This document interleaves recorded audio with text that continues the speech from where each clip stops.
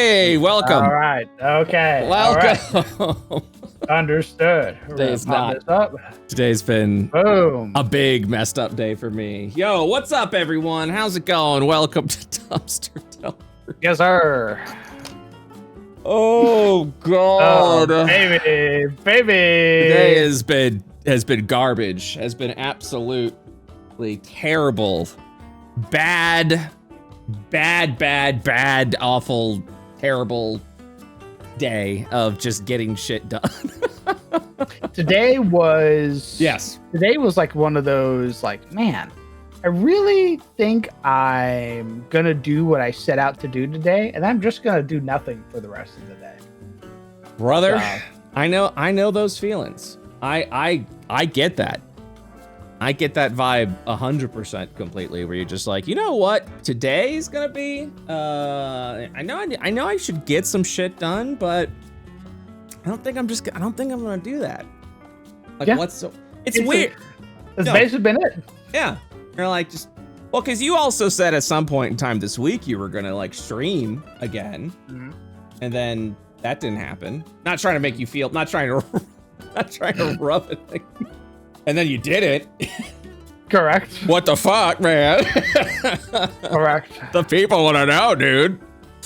I did tell my community as well. I said, hey, regardless of what happens, my bad. Next week, I'm streaming because I wanna work on stuff. I'm tired of basically rotting away. Yeah. So even if my leg's not fully healed, I'm gonna stream. I'm gonna work on my Pathfinder game, get the shit going. Basically, get back into the swing of things. And I'm super appreciative of everybody basically allowing me to, of course, focus on my health, which is super nice. Of course, I think the community for the most part will do that, at least in a public facing fashion, right? Because I feel like if anyone else were to fucking do, like, if you were to like be like, hey man, my leg hurt and it's bad, and I don't it's not, you know, everything's not doing too hot on that, you know. Of course your community is gonna be like, yeah man, do what you need to do, make sure you're taking care of yourself, make sure you're doing what needs to be done. I don't know anyone who would be like, fuck you, essentially, at that point. I think we've weeded out all of those people. Did you have that? Did you have fuck you people? Yeah, we had some people very early on. Some stinkers? Some stinkers very early on. They were like basically just there to kind of promote themselves. Oh, boo. But again, like, boo. The community is like super tight knit at this point. So it's not even me like kind of phasing those people out. Those people come in and then they're like, I am so good at X, Y, and Z. I'm like the best at X, Y, and Z. And the community is like, that's cool, man. And then they turn away. It's that meme of like people huddled together and the dude outside's yapping, and then one guy zooms out, gives a huge thumbs up to the guy, and then immediately goes back to talking with his friends. Yeah. That's basically what happens. That's basically what happens. And then that is like the fastest way man. People get weeded out. Because the community just goes, cool, dude. And then they immediately go back to whatever they were doing, which is like Magic the Gathering or playing Fortnite or whatever. Cool, dude. Yeah, that's great. That, you know, it's awesome. You're great. You sound like a great DM, dude. Anyway. Amazing Desperado. Yeah, doing real fucking good there. So on my end step, I'm going to cast fucking Haunting Echoes. Waving Whispers. Stupid card that Momo loves so much because she's a stupid blue player. I was going to say, sounds like she's a blue player the way that you're talking about. Stupid, dumb. Oh my god. Fucking like Raise the Fleet or something like that. It's a fucking board wipe, and she's so obnoxious. She's so obnoxious because she does it every time. Every time I set up. Every time I get ready to fucking swing on somebody, because I haven't been able to swing, the whole fucking game. Yeah. I go, all right, now with my my 22/22 minion, I swing on Sizzle. And she goes, awesome. Scourge the fleets. And I go, why? Let me have this. Let me have this. And then I fucking lose everything. And she then goes, it's just a slow and hideous death. Yep, she giggles, and then it's just a slow death until an hour's pass. Momo's the kind of person that strikes me as a person like Magic, where you could be just genuinely like fucking livid at the bullshit that is being pulled by her, and it will just not phase her. What there's no like, oh, I'm sorry, this is awkward now. It's more like, yeah, perish, peasant. Yeah, be like, that's bullshit, dude. What the fuck? And she's just like, yeah, get better at this game. Man, I've been so tempted purely just for the games that we play to build a mill deck. That's it. Like that, like mill decks are like super frowned upon because the ultimate fuck you. The ultimate fuck you. Oh, is that a land? That thing that you need to play 90% of the game. Yeah, out Get here. rid of that. Yeah. Get rid of that. I want that gone. In fact, I want you to exile it, so you can't even get it. Like, hey, I know you're supposed to be building your mana economy right now, like on sort of like a turn basis. Yeah, we're not going to do that this turn, and is that an island? Either. I want it gone. I'm going to sink it. Is that a mountain? I want it gone. We're gonna sink it right now, dude. It's going. Yeah, man. The fucking the black and green deck that I have, which isn't even evil, by the way.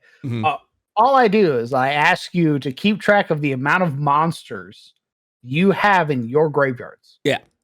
So when something dies, just let me know. Just let me know.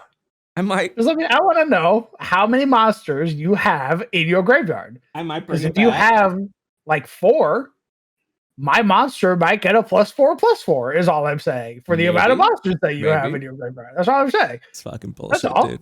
Fucking dumbass bullshit. Listen, man, it's either that or nobody gets to have fun, and it's get rid of that land, get rid of that land, get rid of that counter spell, get rid of that land. I think my and favorite. That's the whole game.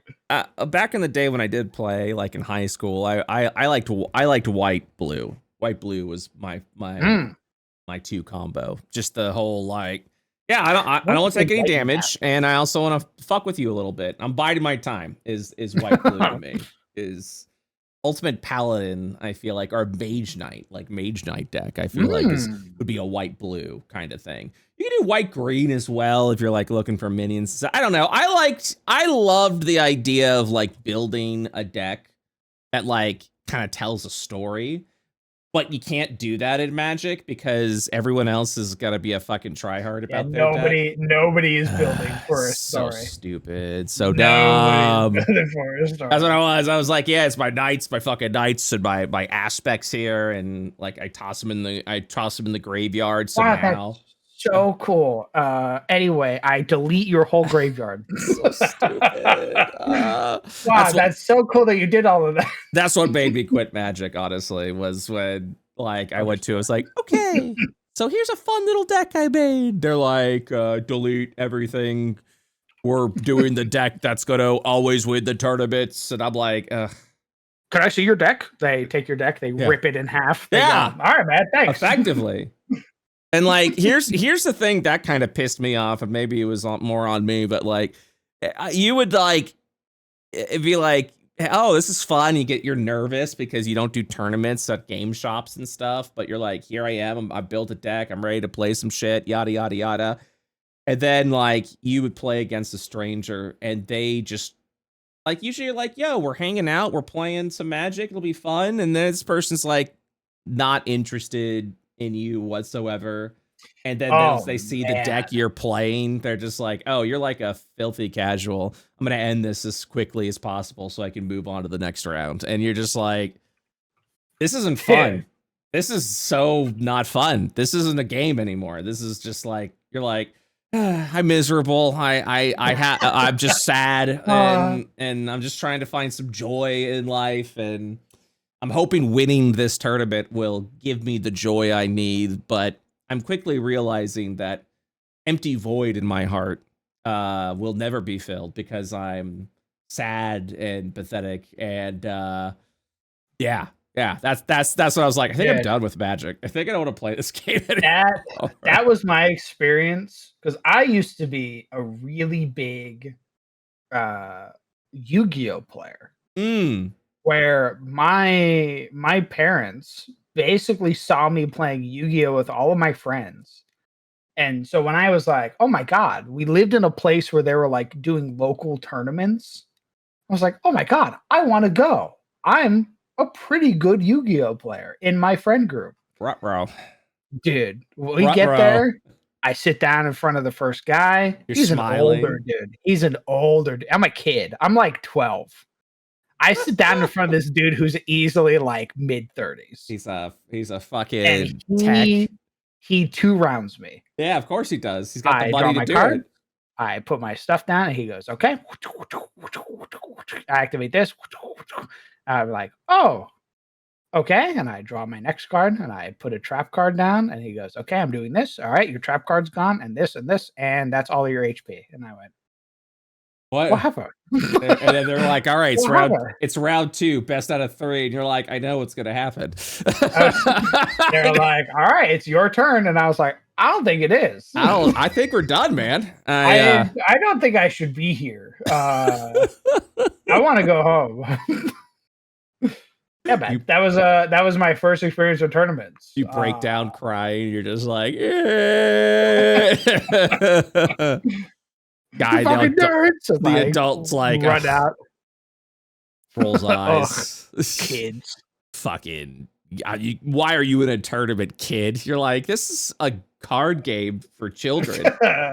It's a children's card game. That's what the fuck? The show. What the fuck, dude?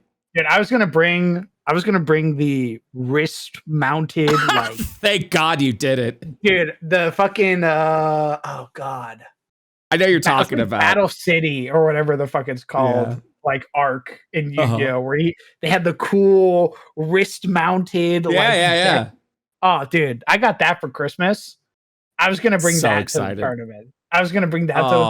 Dude. It was gonna be so fucking cool. I'm so glad you did it. For your childhood. I'm so glad you did it because I feel like if you did, it wouldn't have changed a thing. And you just would have been like just standing there with your thing on your wrist. I think the heart of the cards would have been crushed in my soul. Immediately. You're like, I think I'm just gonna get a 9-to-5 job now. I know I'm 12, but like I think I need to just join the workforce. I think my childhood's over at this point. I think it's time to be an adult. Anything I can do, actually. I think it's time to be an adult right now, man. I think that's what we're gonna do. I gotta get out of here. I wander towards the door. I fumble in my pockets for a set of car keys for a car I don't have. It is. I'm suddenly 20 years older. I'm wearing a polo, khakis. Well, I feel like we, nerds as they grew up kind of were like, yeah, no, I'm going to keep doing this. I'm going to keep playing this shit. So now like all these hobbies are definitely more adult oriented, I feel like, because. Absolutely. Yeah. Because we're like, I can't tell you, I think every game store I've gone into, I don't think I've ever seen like a child there. Sometimes you do. I mean, all the ones that I've been to with like Momo and stuff, when we have like friends over and everything that.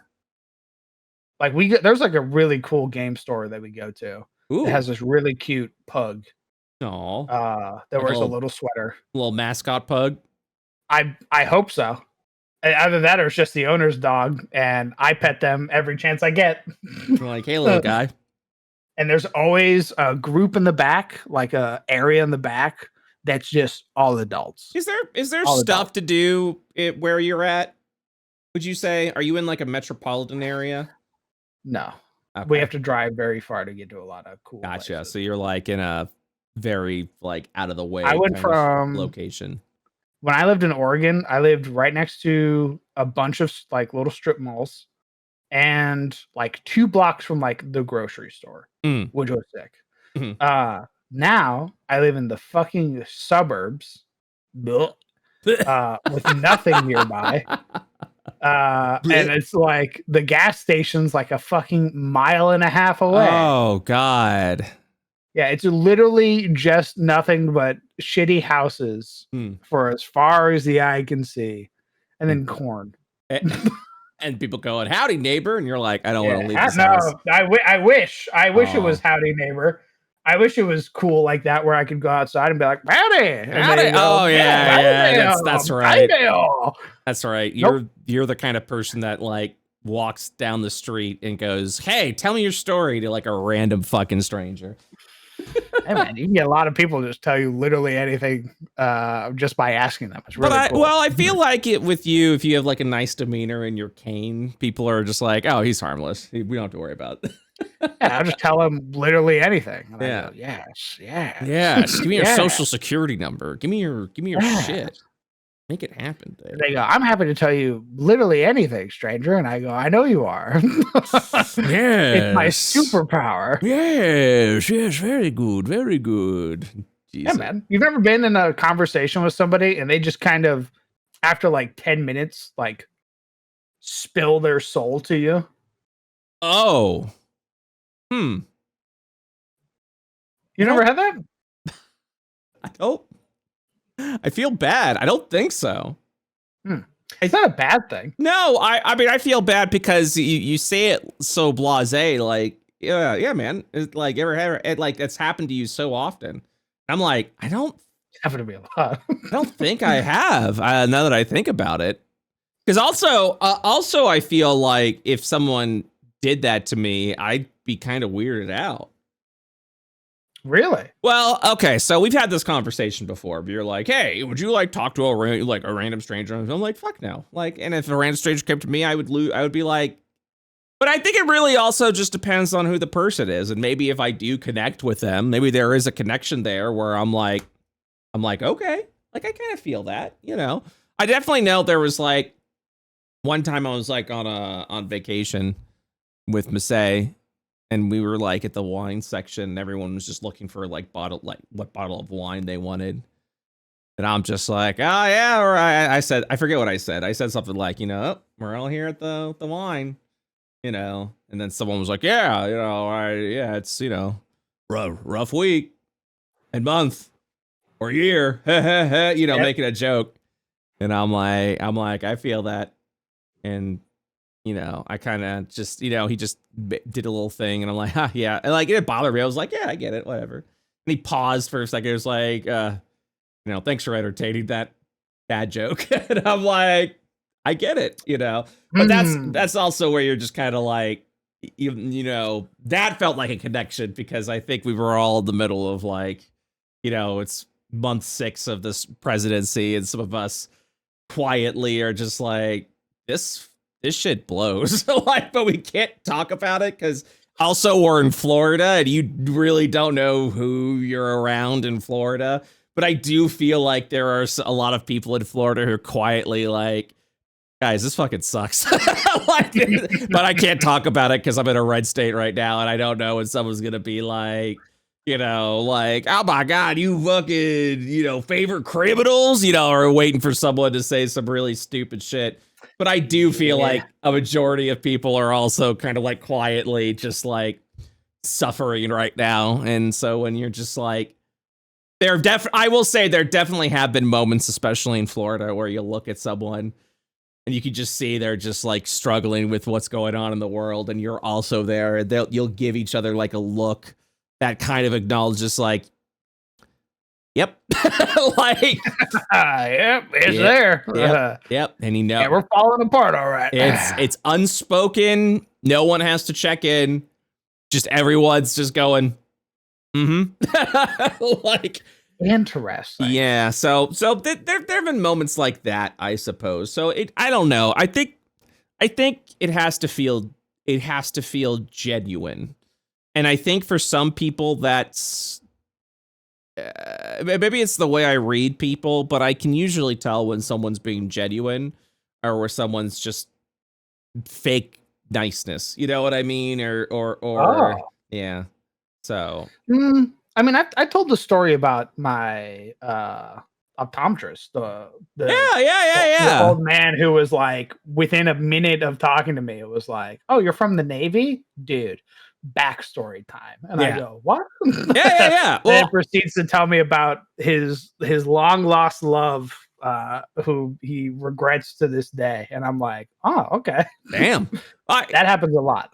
I also feel like when you're in like an appointment or something like that, you're a little more disarmed when it comes to like conversation because you already are expecting to talk to someone.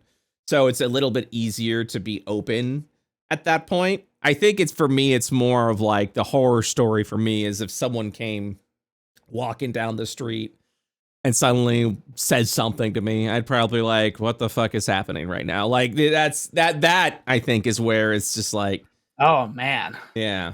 There's this old man that used to come to our shop at the gas station that I was working at. Mm-hmm. And I would be nice and talk to him. Right. When he first pulled up, he had this old pipe that he was smoking. And we always asked him, hey, if you're smoking, roll up your window completely or put it out or what have you. And I know from experience when other people would ask him to, he would just say no. What do you mean by by the pipe? So like he had a pipe. Yeah. Like an old school, like wooden pipe. You're talking about like if he got out of the car, he'd smoke his pipe or whatever, and you're in a fucking gas station. At the gas, like at the pump. And you're like, don't do that, man. Don't blow up. And we asked them, hey, please put out, whatever you're smoking or roll up your window at the very least. Yeah. And he would say no to a lot of people. And it was like my second time talking to him. First time, he was very kind of cold shoulder or whatever. Yeah. And then the second time I'm talking to him, when he comes in like within the same week, he kind of has this moment where it's really quiet. And he goes, I think I miss her. And I go, huh? And I'm sitting there pumping gas. Like I have like the it's a service pump. Yeah, okay. You might have said that. Like, my brain just skipped through that. Yeah, so it was a full service pump. In Oregon, it's the law that we pump the gas for you. What? So there's no self-serve? Oh shit! It's a $500 fine if you get caught pumping your own gas. No way. Why? Why is that? It creates jobs. And also because morons will literally just douse the ground with gas. Interesting. Anyways, continue. I didn't mean to. No, it's fine. I thought it was super weird when I moved there. That's fascinating. I got the job. You get like training for it. You get a little certificate basically that allows you to operate gas. And it's to stop the morons from either overfilling their tanks. Mm-hmm. Because you can brute force your tank. You can basically tell. You could overflow. Ignore the nozzle, which is a huge like EPA thing. Like the fire department has to come out for gas spills. Yeah, to basically prevent it from going into these reservoirs and stuff. Wow. But second time I meet this old man, he's like, I think I miss her. I was like, what does that mean? I remember saying, I beg your pardon. And he kind of looked at me again. And I kind of stepped away from the gas pump to like fully look at him. Yeah. Be like, what's up? He had this like weird, quiet, like kind of like solemn look. And he was like, I miss my wife. Oh. I was like, I don't know what you were saying, sir. And he's like, my wife passed away last year. And I was like, my condolences. Yeah. And then he proceeds to tell me about the story of how he met her and how they had been married for like over 40 years. And there was this kind of like quiet where he talked to me even after his gas was done. Yeah. And we just kind of like talked. Like it was, I can't even say talk. It was mostly me listening. Yeah. It was mostly me listening to this old man. It was genuine. Basically reminiscing about his wife. And I kind of understood in that moment why he had, been a little bitter towards some people. It was kind of like, whatever. Yeah. He gave me like a $10 tip. It was said, thank you very much. And then drove off. And then every time he would come back, we would just talk. That's nice. Yeah. I like those are nice stories. I feel like those are genuine. That's mostly what I'm talking about. Those are people. Yeah. Oh yeah, no, I think again, like I think if there is that connection, I think when you ask the question, hey, what would you do if a random person? I don't know, man. It's hard to. I think it's more for me like if someone who I guess doesn't know how to communicate very well, so they just kind of like interject or things like that is probably where I would just be like, like, oh, fuck that, like, no freaking way. Because I think a lot of the times I think about like conventions. I've talked about this before where like I'm hanging out with some friends and I'm doing this, but like people sometimes go to conventions to like, I'm going to make a friend, or worse, which is the biggest cringe red flag, is I'm here to find love. And you're like, oh, don't do that. Don't do that. Don't do that. Don't do that. Don't do that. Don't do that. Do that. Well, it's like, especially when you do a gathering with the intention of like, I need to find a mate. I need to find a partner, like, because I'm so alone. And I have to be like, don't do that. That does not end. That will not end well for you. Like, I understand. That is super dangerous. Well, it's also kind of like, I talked to a friend about this. I won't say any names, but like, there was someone who was just like, oh man, like, I'm just so tired of being alone, and I just want to find someone and blah blah blah. And I'm like, dude, you gotta love yourself first before you can let someone else in. Like, you can't, 100%. You can't just go at something and being like, I hope today's the day that I find true love. And it's like, if you're actively searching for it, you're gonna be blind to it every fucking time. You can't let that be your objective. And it's easier said than done, and I get it, and I understand loneliness and blah blah blah. But I mean, like, that you can't put all your energy into the idea of someone, Dude, you're gonna burn yourself out on both ends. Yeah. Thinking that every interaction is a potential romantic partner. Super dangerous. Holy shit, man. Yeah. And it's because it's because you are in love with an idea. You're not really in love with a person. And honestly, a person that you imagine like, oh, I want to be with someone that's I'm like, you're in love with a concept. People aren't concepts. People are flawed, and if you're lucky enough, you may find someone with enough connections where you're like, I want to be with this person, But like, you can't be like because there's also like the worry of settling at that point, and settling is the worst thing you can do to yourself. Genuinely. And anyone that tells you otherwise, just that goes, oh, just find a nice girl. Like, you're in your 30s, you're in your 40s. Just find someone, anyone. Don't die alone. And you're just like, no. What's that Bo Burnham song? It's like Lower Your Expectations. Dude, I hear a lot about Bo Burnham. I'm not familiar with any of their stuff, but I do know that he's a big fucking deal. Really? Well, I from the little bits I've heard from him, I can tell he's a very talented individual, but I haven't committed to his content. If you want an accurate representation of like the tortured artist, that's Bo Burnham. I know he has like songs about like YouTube and shit like that, or like just work and jobs. And when I first started watching him was when I was in like high school, when he was doing like just shitty YouTube music, and it was like funny haha stuff that you would quote at school. And then he I remember kind of falling out with his stuff, not realizing that he had moved on to like an actual kind of musical comedy career. Right. And he gets super dark.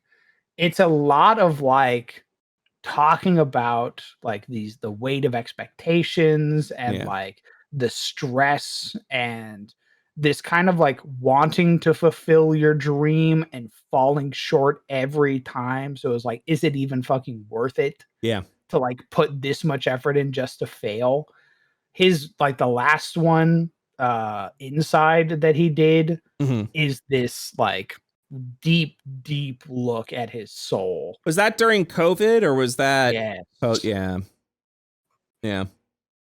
I feel That's where the song "Welcome to the Internet" and stuff comes from. Is Yeah. from Inside. It's crazy. I mean, I Super good. great to explore that and not be full of yourself, I guess is the way to describe it. You know what I mean? When you're like, oh man, I'm totally gonna do something really meaty and like doing it for fine exploring meaning for meaning's sake. You know what I mean? Or like like you're just like, yeah, this is coming from the heart. This is kind of my therapy a little bit. And I'm gonna It was absolutely therapy. Yeah, I'm gonna let you in on it, and whether you like it or not doesn't really matter to me. But I want to create this. There's a song where he's there's like halfway through the song he kind of monologues a little bit, Mm-hmm. and he's ad-libbing like he's talking to a crowd. Yeah. And there's like this kind of added applause and laughter. And he's like, the last time I was on stage, I had a panic attack and I couldn't perform. And he's like, I didn't perform for like 3 years and everybody's laughing. Yeah. Like it's this most serious thing ever. Yeah. And then he's like, but I got over it. I got better. I went to therapy and, you know, everything is great. Like I feel better now. And there's not like a single cheer. Like nobody is happy for him. They were just happy to laugh at him. Yeah. And it's this like really bleak kind of like look at the kind of like comedy culture and everything like that. It's super fucked. Yeah. Highly recommended. Very good.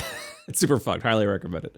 I think I will check that out at some point in time. You know, we talk about content creation a lot and like the ups and downs of it. Ups for my side, we got 100K on World of IO, which was fucking sick. Yeah, man. Crazy. Yeah, man. Released our first animated short. Got some Which one? Good shit. The Devil's Due one. Ooh, nice. Yeah. Right. As long as I'm in it. You are in it. You are in it. Excellent. We're working on. We're working on part 2, where Garg is Ash Baby. Right now, we're getting that animated. Nice. It's like I think I showed you the clip of the shirt. You're just sitting, you know, Bubs is unconscious on your lap, and you're just sitting there like, you could have lived, man. Why'd you hit the kid, man? Why'd you hit the kid? I can't wait. Bird is still working on the last part of the animation, so it isn't fully colored, but the storyboard for it is just incredible because it's Naomi going, you know, he was a bully too, and we're going to kill all the bullies. And like it keeps like doing these little zoom ins to Naomi, who's just smiling the entire time. And it's like really like unhinged. And I'm like, I can't wait. That's simple. All right. I can't wait. Just zooms into Sybil. It's just Sybil. She's looking down and she's smiling, and the smile never goes away. It's okay. He was a bully, and we kill bullies. And we're going to kill his bully too. And she's just looking down. Yeah, she's looking at Bubs, and he's just smiling, and just keeps like slowly zooming in on her while she's exploding. Nice. That's perfect. I meant to talk to you about this. This is what I wanted to talk to you about off the stream. We can talk about it here during the. All right, everybody, plug your ears. No. It's fine. So I think today I was also just really. Today was a hard day for me mentally, but I was also kind of bummed because like last session of the Devil's Due, much like all our sessions of the Devil's Due, have just been so like creatively fulfilling and entertaining. You know what I mean? Yeah. And it's just like, it's not only like, oh, we're like kind of crafting our own system, but also like the party dynamics are really good. And all the characters are just super awesome and entertaining, you know? And I was just kind of bummed because I was like, man, like Naomi's going back to school. Oh yeah. And I was just like, and I was like, well, we can, and I was like, well, I want to continue the game. I would really like to continue the game for season 2, And I was just like, well, I need to find someone else in Naomi's place. And I'm thinking of all the people I know, and I'm just like, I can't do it. You know, like it's just there's just no one I can find for that would replace Naomi. And that really just that like at one end that felt good because that mean like, hey, we had a good thing, but another end that felt sad because it was like, man, I don't think we're gonna be able to make this work. So here's the flip side is I talked to Naomi and I was like, look, can we do Fridays during the dumpster delver spot? And Naomi was like, in October, like beginning of October, yeah, I can do it. And I asked Tomato, and Tomato's like, yeah, I can do it. I asked Masay, and Masay's like, yeah, I can do it. And now I'm asking you live in front of our sessions is, hey, what if we did dumpster delvers on Monday and then move Devil's Due to Friday? We just switched the spots. Ooh, I don't know, man. That's a lot. I hate you so much. I hate you so much right now. I like my patterns, man. Monday's Devil's Due. Yeah, man, you're fucking with my schedule now. Friday's Dumpster Devils. So fucked. So fucked now. I'm so fucked. Yeah, dude, absolutely. So, with that, I'm happy to announce then that we will have a second season of The Devil's Due with the original party starting in October. We'll take off for September, and then in October we'll have season 2 of Dumpster Delvers or of Devil's Due. Dumpsters Due. Hell yeah, brother! Hell yeah! So I felt better about that. And I was like, I mean, yeah. I totally get it. Like Naomi is easily one of the easiest people to like riff off of in the game so far. Like, I don't know what it is.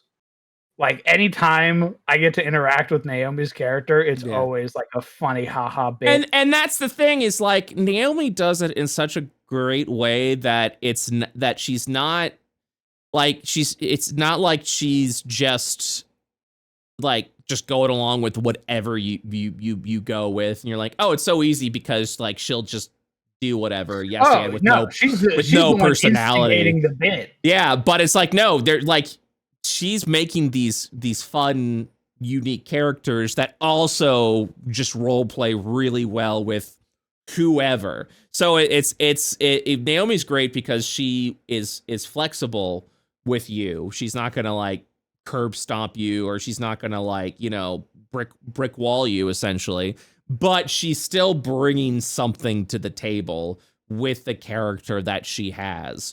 And now that I've like she's had 3 characters for me, each character continuously brings something new to the table, which is really awesome. So I was just, yeah, for me it was like part of me today I was just like I can't imagine Devil's Due without Naomi. And I honestly I don't want to. I don't want to. I really don't want to. So I was talking to Tomato a little bit about that too. I was like, I think I was like, if you're down for Friday, we can do this, and Naomi will be down. She's like, yeah.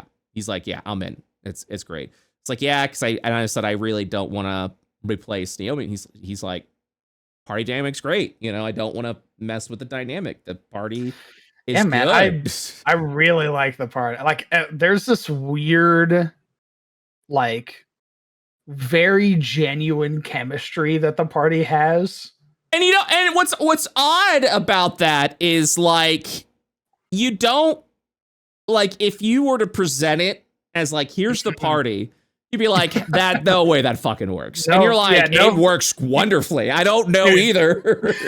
I would show the pictures of like the party to someone and they'd be like, "What the fuck is that thing?" And I was like, "That's Carver. That's Carver. That's our tank." Yeah. And they're like, "What the fuck is that thing?" I was like, "That's Bubs. That's our summoner."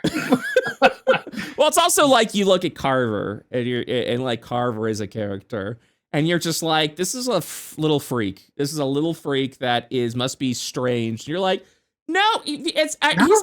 he's been through a lot, and yeah, he's an oddball, but like not in a way that deters from what's being No, done or the party. Like he's made a very like genuine character because there hasn't been a moment where he's led us astray, even when he's like being kind of neurotic. yeah, He's doing it to try to help the party. it's Like got a he's like, background in it. Yeah. yeah, he's like, hey, this is gonna sound really weird, but this thing is super fucked up. Like, be really careful. Like, Yeah. I would feel really bad if you guys got hurt.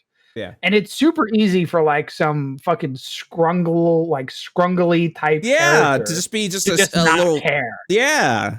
But he cares, and that's what immediately sells Carver as a character is that he like actually cares about the party's well-being. Yeah. Which is crazy. And everyone cares about his well-being, even though he's a strange little guy. Yeah, everybody wants to help him with his debt. Yeah. Like the whole party wants to help. Everybody wants to protect Bubs because Bubs is like this small halfling goblin. Yeah. It's great. So I definitely feel it. You know, I'm definitely feeling it that it's good. So I'm glad we're continuing it. I didn't know if we would be able to or not. But I'm glad we are. I think it was once because especially last session, there were some connections that kind of came together because I was trying to like rebalance like creatures just from scratch, and I was like, I'm not gonna do that. What I'm gonna need to do is rebalance classes, but keep with like kind of keep with like the D&D style of creature creation. And now I'm working on a new creature type. So I've got Elite CR, Boss CR, Super Boss CR, but now I have a new type called Underling CR. And Underling CR is essentially like, hey, it's a same CR, but we're reducing the damage and HP down to like 1/3 of its value, so that it still like connects and like links up with the party, so that we still have that like 1-to-1 thing. So it's so there's some cool things working. We're trying to get the tanking mechanics down, which I'm liking so far. Yeah, taunt was nice. Yeah. And then just continue to hammer all that out and kind of see like how your healing's doing. And because it was like during that the mushroom minotaur fight so far, it's like the roles are now here. The roles have been hammered. Like you are like, I'm going to heal you now because you fucking need to be healed. Like you do. I was kicking myself because I was like, oh shit, I didn't put my mark on anybody. Oh yeah, so like, I was like, now I can't like double heal anybody as part of my heal and stuff like that. Yeah. So now I just kind of have to rely on the motes that I get from casting. Yeah. And hopes that that's sufficient. And then next time it's like, all right, motherfucker, you're getting the mark. And let's get out of here. Yeah, I think it'll be good. I think it'll be very good. So yeah. So Devil's Due will have a second season, which I'm excited about. Ryman the Frost Maiden. I was once I was like, oh yeah, party's gonna have a choice. That's really fun. You know, I liked how we ended Ryman the Frost Maiden last session. So I will admit. Yeah.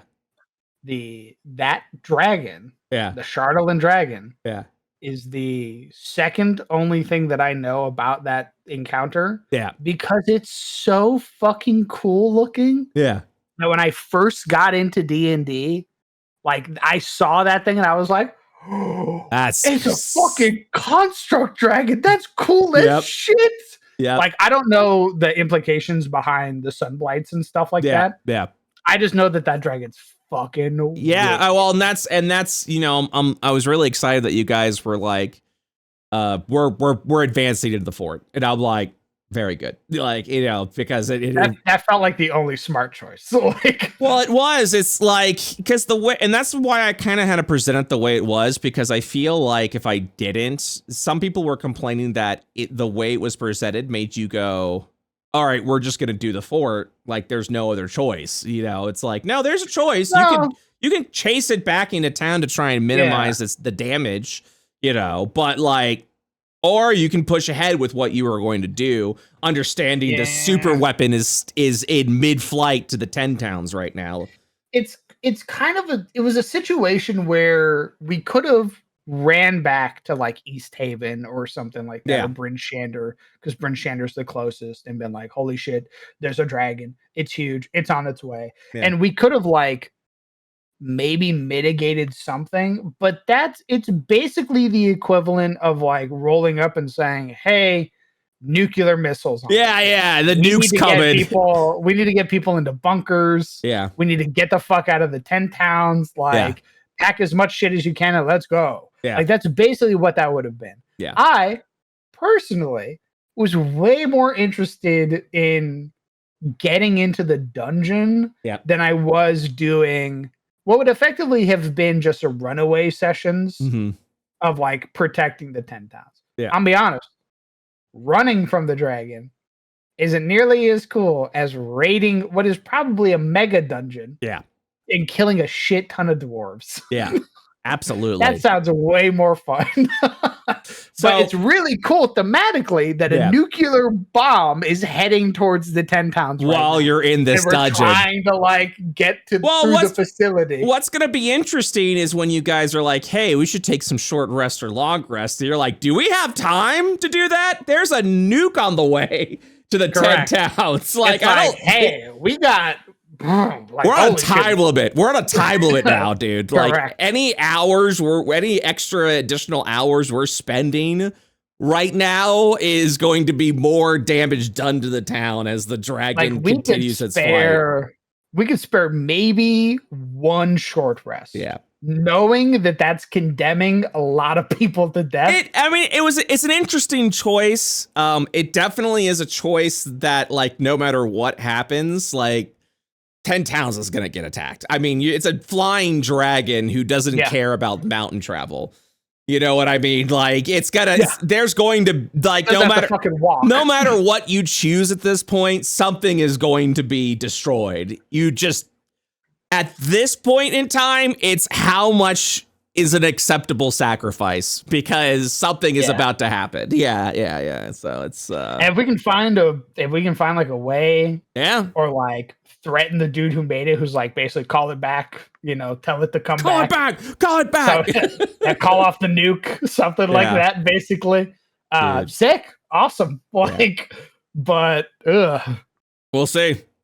But I'm also very excited for those sessions, because it's, you know, fucking mega dwarf dungeon. That's really super exciting, you know. And then, you know, we're essentially however that this concludes, that'll be the end of season 1 for Prime of the Frostmaiden. Yeah.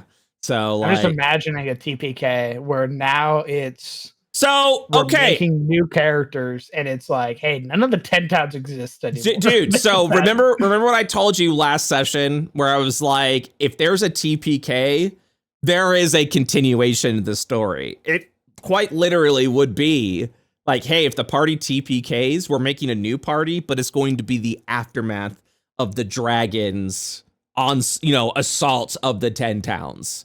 Like, the dragon has done what it came to do. It's flying back to the fort now to be like, mission complete.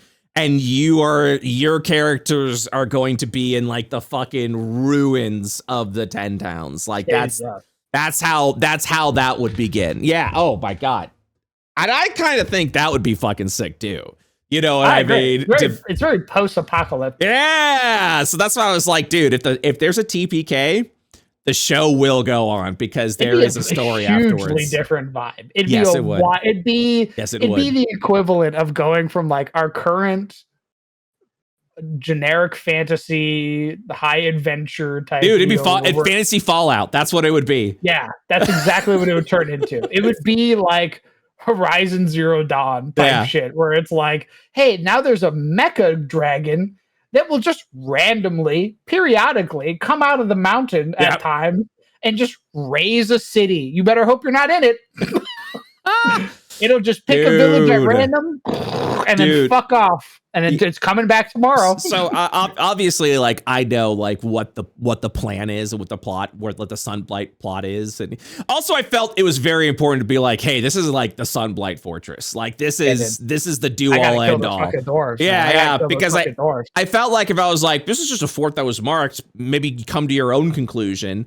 It was like, no, I want you guys to know that like you know, hey. Like, you feel it in your heart. This is where the Sunblights are. This is welcome to the Sunblight nuclear facility. This basically is the Sunblight final dungeon. You guys are out. And that's why it was like, I really loved the fact that Poppy died in that first fort. Because it was like, now the party has a mission. And that's to kill this fucking family.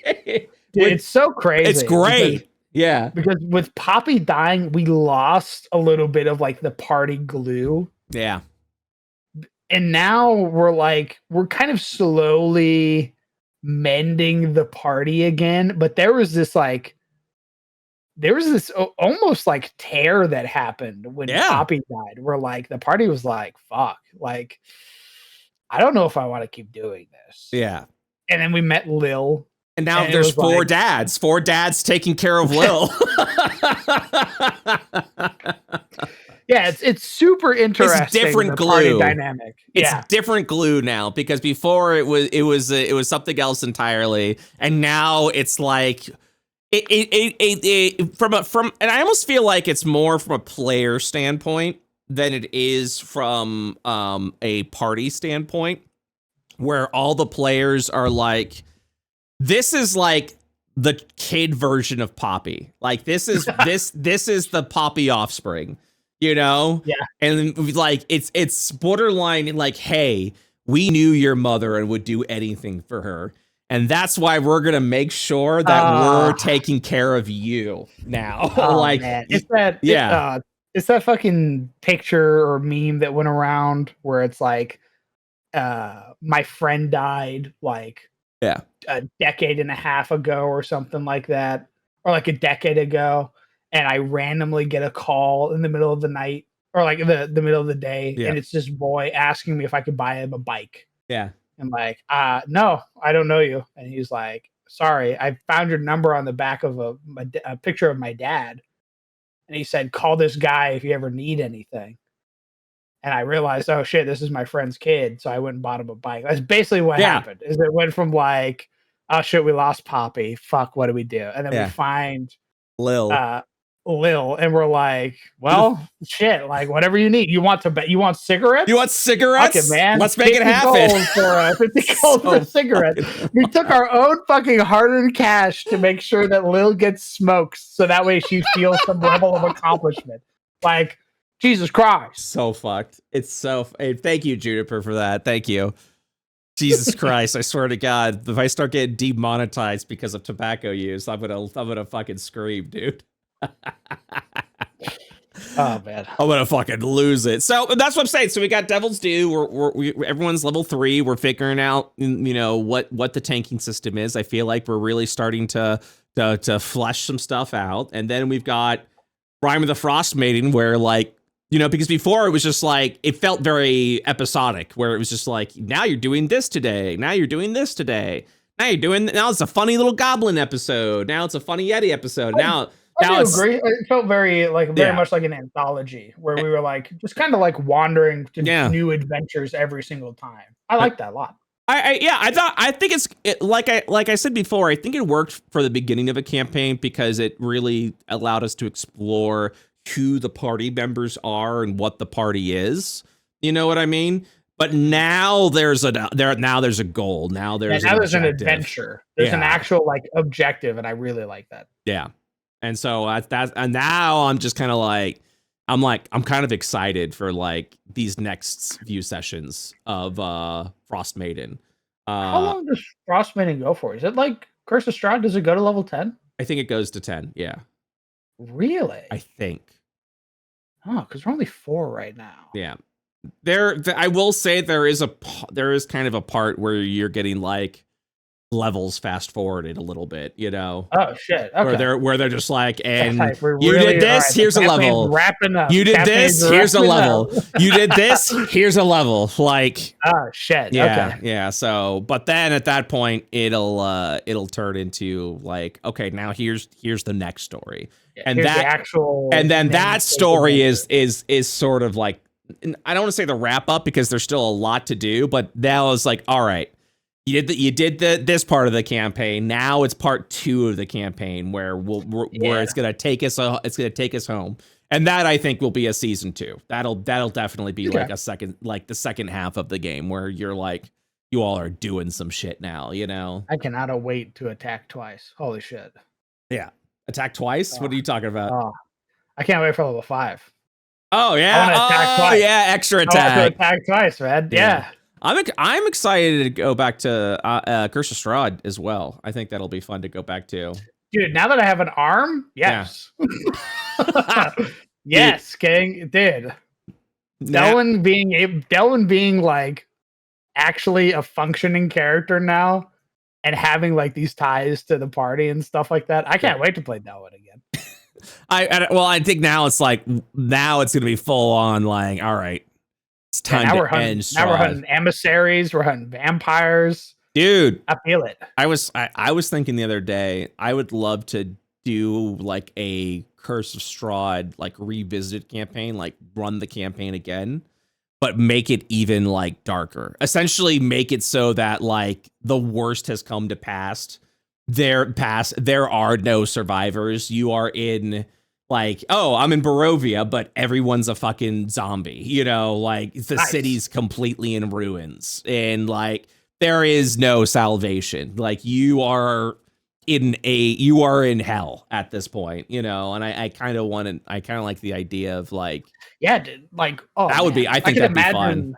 I could imagine like getting, it almost reminds me of Lost Mines of Phandelver, that one dungeon with like Tree Razor or whatever the fuck, not Tree Razor, whatever the fuck the dragon's name is. Oh yeah. Where like the whole village is gone, save for like one person, was basically like little monsters and like zombies and all this other terrifying shit, where basically every corner you turned there was another encounter. I kind of wanted to turn.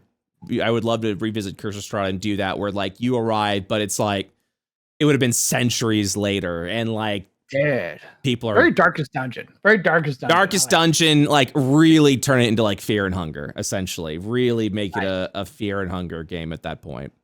Have you ever played Fear and Hunger, specifically Termina? I have seen people play it. Yeah, that's it. I think Termina is the epitome of Fear and Hunger. I think personally. I think the first game's also very, very Fear and Hunger, but I felt was a little too dark for my tastes. You know, it felt a very like way too like graphic and dark and shit like that. And Fear Hunger Termina still had that darkness to it, but felt more nuanced. Yes, felt way more nuanced. It felt it gave me the same creeped out vibes, but without the shock value of it, I guess is the best way to describe it. Dude, if you do the Curse of Strahd thing, give us like a base to build up. Oh yeah. You'd have like give us a little place to like fortify, like reasons for us to go into like the winery. Yeah. Like, oh, hey, they have things there that let you grow food. And if you want rations, you need to go to the winery, like kill whatever the fucking evil monster is in the winery, and then bring it back to the fort. Yeah, that'd be fucking sick. I honestly, I would love to like flesh it out so that exactly what you said, where it's almost like 7 Days to Die, where you're just like, all right, where's the base of operations gonna be? Where's the house we're gonna convert into our base? You're like, it's fucking sick. You're like, definitely not in Barovia because everyone's a goddamn zombie. We could not build in a city. Like if we built in the city, we'd be literally shooting ourselves in the foot. Well, it is. It's like you could totally go to like the winery. You could totally go to the Abbey. The Abbey could also be a good one with how fortified that is. And yeah, so start at the Abbey and then basically do like little excursions out and basically like grab something, go back, grab something, come back. Yeah, I would love to turn Curse of Strahd into like a true survival game, but I mean like true survival. Like Strahd isn't like the welcome to my domain. Like Strahd is long gone. He is a shadow of what he is. He is the abomination. He is the monstrosity. He's some Nosferatu yes. Strahd is a Nosferatu now. Like just completely. He goes out to feed. He has no interest in playing around anymore. He's like, ooh, fresh meat, because I've consumed everyone in the land, so now I'm gonna fucking eat you now, Oh man, that'd be nice. Like that's what I'm saying. Like I would love to like at some point in time revisit Strahd, and then just that'd be sick. And then, but kind of like show the transition between like, Barovia, and explain things. But now it's a completely different vibe of a game where like everything is in fucking ruins. Everything is feral as hell. And it is. I think the relic system would work really well in that too. Holy shit. Dude, I want to do that. I want to rework levels so that you don't gain hit points, or you don't gain them as frequently as it is. Like maybe you get like a couple of hit points here and there, but like you have a cap. Like you're like, hey, good news is you start at 16 hit points. Bad news is that's pretty much where you're gonna be for the rest of this game. Nice. You're gonna do this. These are all the things that you can do, and there will be like certain like. Yeah, exactly. Certain like abilities and relics and stuff like that you can get. But oh man, I kind of would love the idea of turning the relic, like expanding the relic into like the class system where like you are a dude, Brother, the Lords of the Fallen thing, I think is still a great fucking system. I mean, that's kind of what you're basically nobodies until you get like a piece of gear.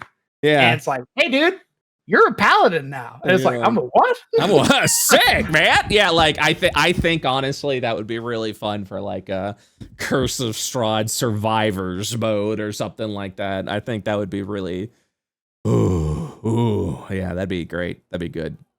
Man, oh man. And I can't be like that I have to put it I have to put it on the list.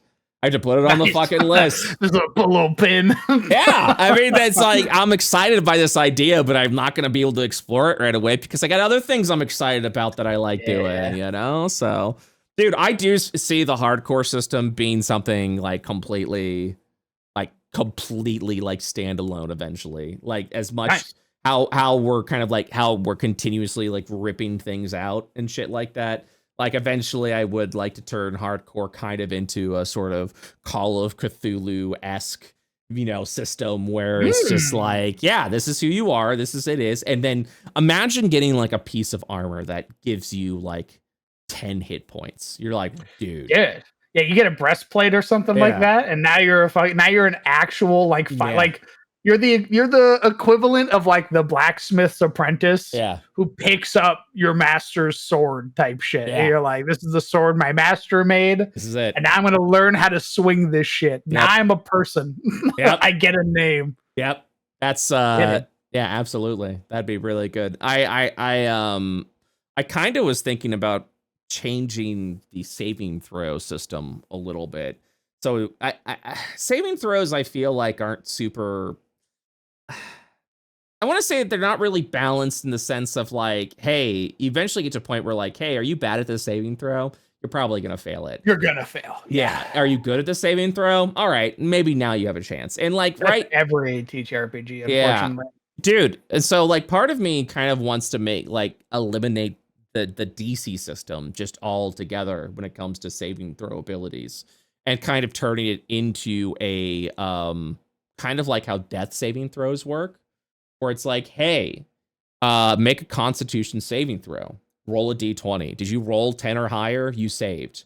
Are you proficient in this? Roll 2 d20s. Are one of them 10 or higher? You saved. hey, are you know, like, are you flawed in Constitution saving throws? Roll 2d20. Did you roll 10 or higher on both of them? No, you failed. Like, and just make it you where like it's you're the key component of like how sturdy and like how survive.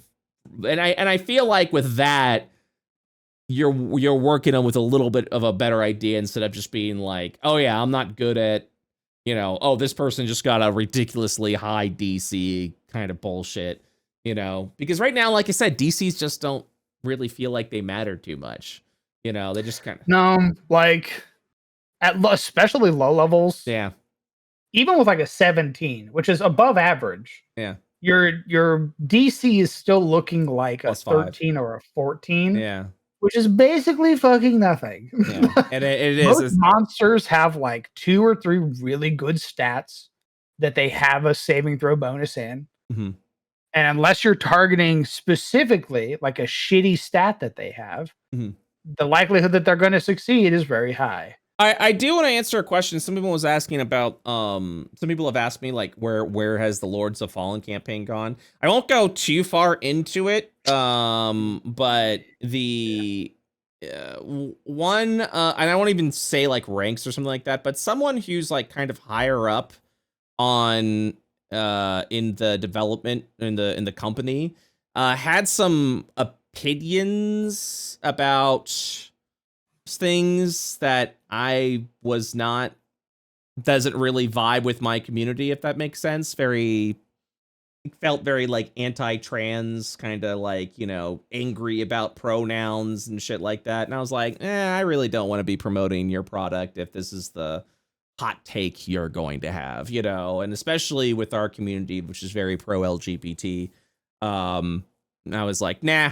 So I asked my agency, like, hey, it's been like a year. It's been like 2 years, I think now. Like, we can like remove it, right? Like, we can like private it. And he was like, yep, you're free to do that. And so I ultimately made the decision to do that. So yeah, that's why it doesn't exist anymore. And it sucks because it was a good campaign and had some good ideas and good systems. But at the same time, I don't want to promote. Honestly, yeah, it was more enjoyable than the actual game was. Yeah.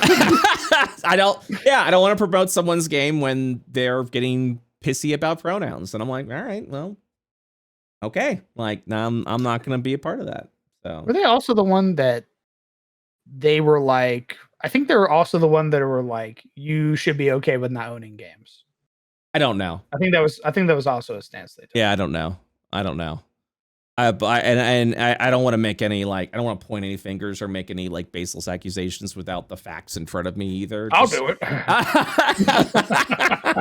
So that's just my thing. Yeah. So, and hopefully people understand that. And if you're one of the, not many, but there are definitely few people that have been jumping into the shorts that are like, what was one of it where like someone in Icewind Dale was like, were like, oh, save my husband, and I was getting comments that were like, husband, but he's a guy, and it's like, yeah, they're gay, idiot. Like, why are you confused? And people be like, did that guy say looks around husband? It's like, yeah, dude, man. I don't know if you know this. It's 2025. Yeah, some people were literally like, yeah, gay people exist. I don't know what to tell you, man. It was like, people were looking around like, did he say husband? I don't think he read that right. Like, he looks like a guy. And I'm like, yeah. And he has a husband. And I know, that's wild. That's wild, man. Dude. Some people are so fucking funny. It is. It's like, yeah, I can tell we are getting out of our usual sphere because the amount of homophobic comments that are now being flagged at such an alarming rate is just wild to me. And when the tweet breaks containment, basically. I mean, it's a little not discouraging, but like there are moments where you're just kind of like, you're rubbing your temples a little bit, and you're like, dude, come on, man. Like, just block me and move the fuck on. I don't need your stupid hot take on. I don't know what they're looking for. Like, I don't know what they're trying to like get out of you. It is. It's like the only thing I could see that people are getting out of it is just to just be just kind of like how you have an outburst and you like punch a wall or whatever. Like I feel like it's just like that kind of version, but in comment form, where they're like, I fucking hate this. Like they have to like release their anger out somewhere. I don't know. I also don't get the psychology of it.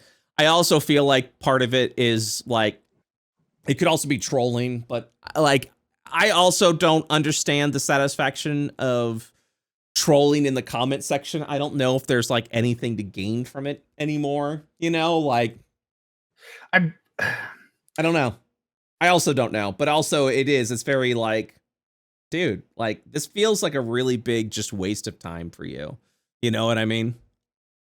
I've talked about this before. It was one of the questions that was asked during one of the AMAs, which you can ask us in our Discord, by the way. Holy shit! Is this a Patreon plug? That's from right, Crown baby. DM? You can support us over on the Dumpster Delver Patreon and come into our little Discord for all the litter bugs and come ask us questions. Oh my god, I'm so proud of you. I'm so proud of you, man. Yeah. Thanks, yeah, make sure to join our patreon.com/dumpster delvers. You get access to MP3s of our sessions. Inside the Dumpster, which is our post show only posted on Patreon, and our video show of Inside the Dumpster you get access to as well. It's a great way to support the channel, support what we do as we continue to grow Dumpster Delvers. And thank you to everyone who has joined thus far. You also get access to our Discord and our AMAs, and yeah, absolutely. And request a topic. Request a topic you might want us to talk about. In one of the AMAs. I forget what month it was. It was a few months back. It was, yeah. They basically were like, hey, let me see if I can find the exact one. Because I did kind of like spill a little bit of my soul. I know which one you're talking about. Are you talking about like previous partners? Is that the one you're talking about? Yeah, that'd be in the archives. I can find it for you, but if you wanna talk about it. Okay, here it is. Yeah, it was in March. Yeah. It was the first AMA. Our first AMA we did with our correct. With our grandma's garage sale. With now named Pile of Ash. But I explained I have not always been a good person, as it were. I was very bigoted when I was a younger man. I held a lot of beliefs from how I was raised and the people I grew up with. And it wasn't until I met my now ex partner at the time, or my ex, who basically kind of opened my eyes to a lot of things, kind of taught me how to be a better person and how to kind of accept others for who they are. And then I had that kind of realization, this like dawning moment where I really don't give a shit what other people do in the comfort of their own homes. Yeah. And I don't care, what their relationships are like, or who's with who, or who's marrying who. It doesn't affect you. It doesn't affect you. It literally has no effect on my person or well-being. Yeah. And I think that was like the biggest eye-opening moment from her, was her teaching me that. And that's great. I went, holy shit. What do you mean that people doing things in the comfort of their own homes and their own lives has no bearing on me whatsoever? Yeah. She goes, yeah, it doesn't. And I go, what? It is. It is. I was also listening to this clip's been going around from a comedian I watched, Mark Maron, very progressive old man comedian. And one of the things he talks about is how, some comedians who are on the anti-woke train and talking about like, okay, like, so like you made a bunch of trans jokes and you were just like, beating these people down. All right. Well, now they have no rights, and they are afraid to live the lives that they want to live in the current culture that we're at. So they're pretty much as far down as you can. So when do you stop making jokes about them? When do you just acknowledge that you're just hitting down at this point in time? Like you're not.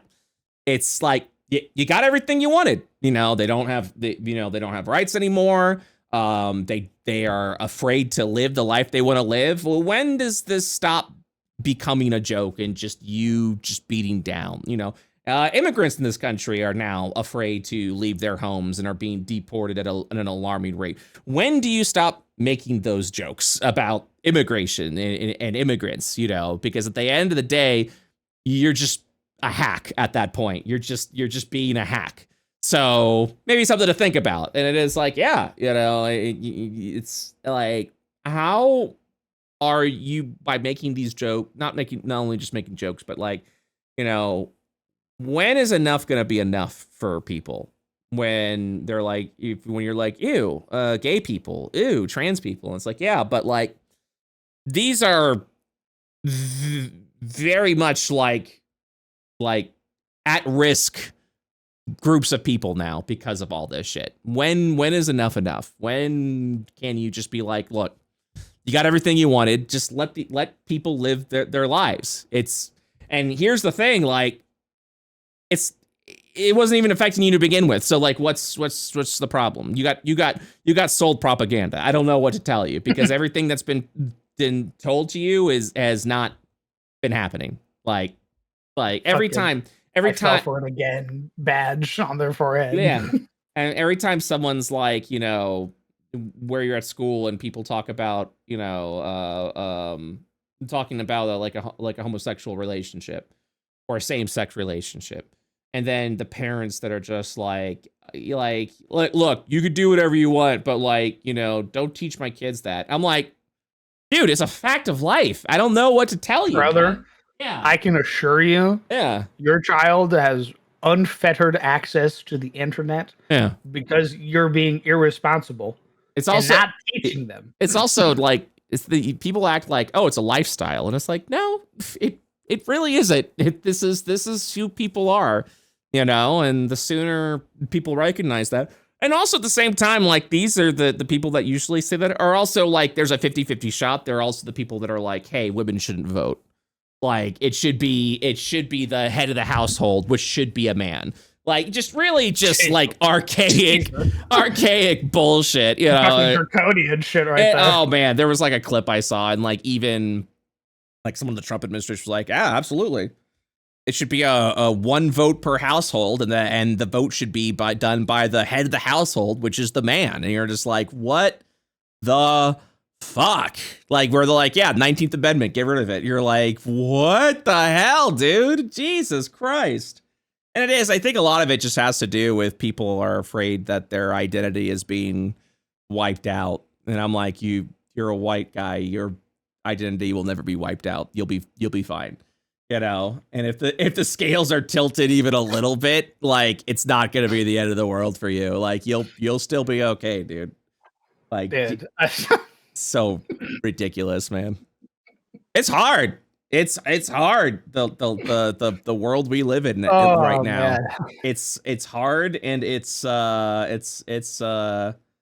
really down. It's really bad. And there are definitely some days where I'm just like, God damn it, like, we're fucked. Like, we are like, dude, I'm going off on this. I'm going off on a tangent now, but like, have you ever had a moment?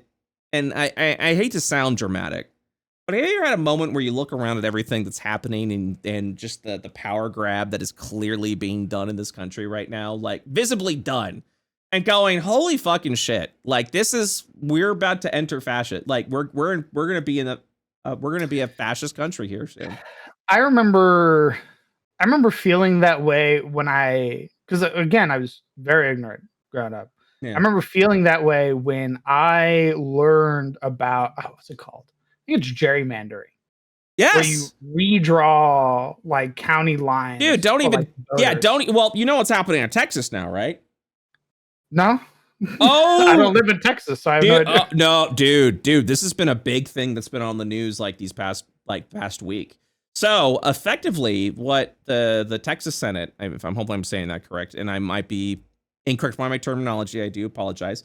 They are currently trying to make a big like gerrymandering move that's going to give them going to give the Republican Party 5 new seats.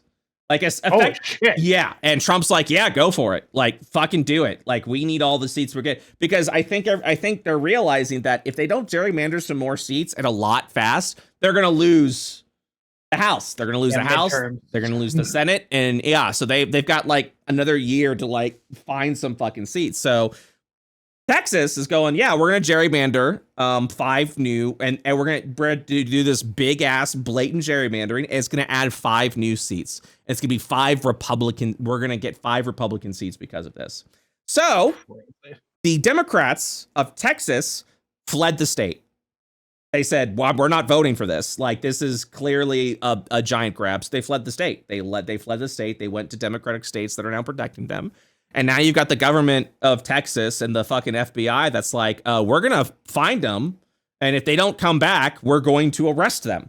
We are going to arrest them and make them come back and make them vote. And if they don't, we're going to vacate their seats so that we're going to get this passed. And it's so like, I'm looking around just being like, this is the biggest load of fascist bull. Jesus. Yeah. And like Jesus, and yeah, so the senators are like, yeah, we're out of here, and you could threaten us however you want, but we are not going to be a part of this clear power grab. And now we've got other like blue states that are also like, if you do that, we're going to start gerrymandering super hard here so that we can make up our own seats of all the seats that are being. And I'm just like, we need to get rid of gerrymandering, dude. This shit sucks. Yes, that shit's so fucking. Jesus I remember being like, Christ. oh, so I could just draw invisible lines and be like, Hey, man. I take 3/4 of your county and now it's mine, and you get like this much, you get like that much because I drew the lines, and I go, you can just fucking do that. Yeah, I remember feeling the same way learning about like lobbyists and shit like that. Yeah. Oh, and be like, there's no fucking way like there are like cockroaches like this. Like, so I mean, it is. You look at that, you know, it's blatant. Like it's like blatant like dictatorship. It's blatant fascism.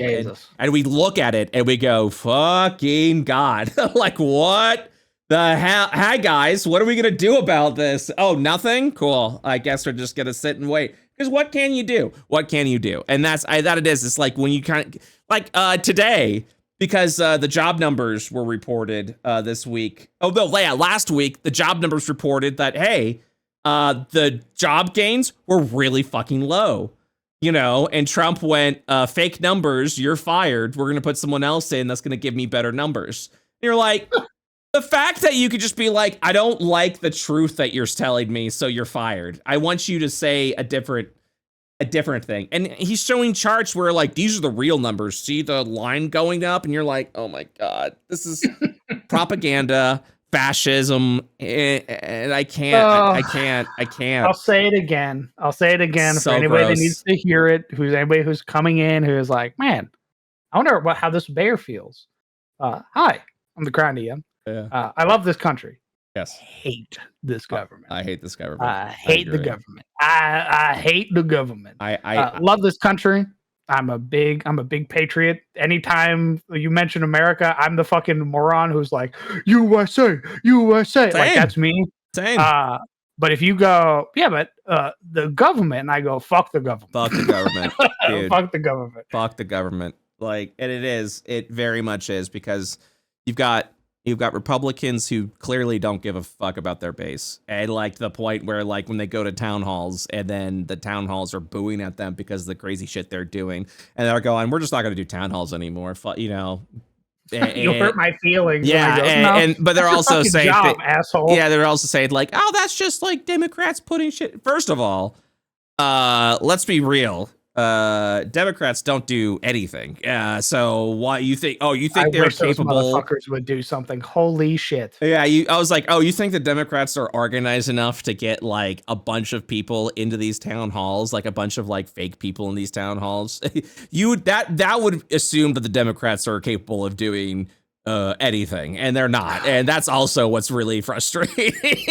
No, those motherfuckers love sitting on their fucking asses. They're like, bro. we're gonna wait and see on this, and I'm like, you're gonna wait and see. Fuck off, man. That's the frustrate. That's where I'm it's at. also ran by 95-year-olds. Yeah, bro. That's also the frustrating thing. That's all the so yeah, when people look at me and I go, I'm like, fuck the Republicans. They go, yeah, fuck the Republicans. I go, and the Democrats. They go, oh, wait a second. Wait a minute. I'm like, I vote blue. Don't get me wrong. I vote blue because the other side is fucking insane.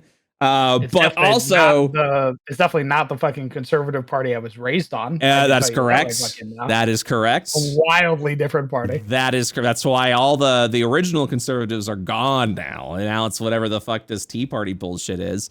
But then I look at the opposition and go, hey, we have someone who's clearly doing a power grab.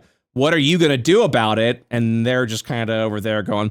I'm like, hey, guys, points. What are we doing?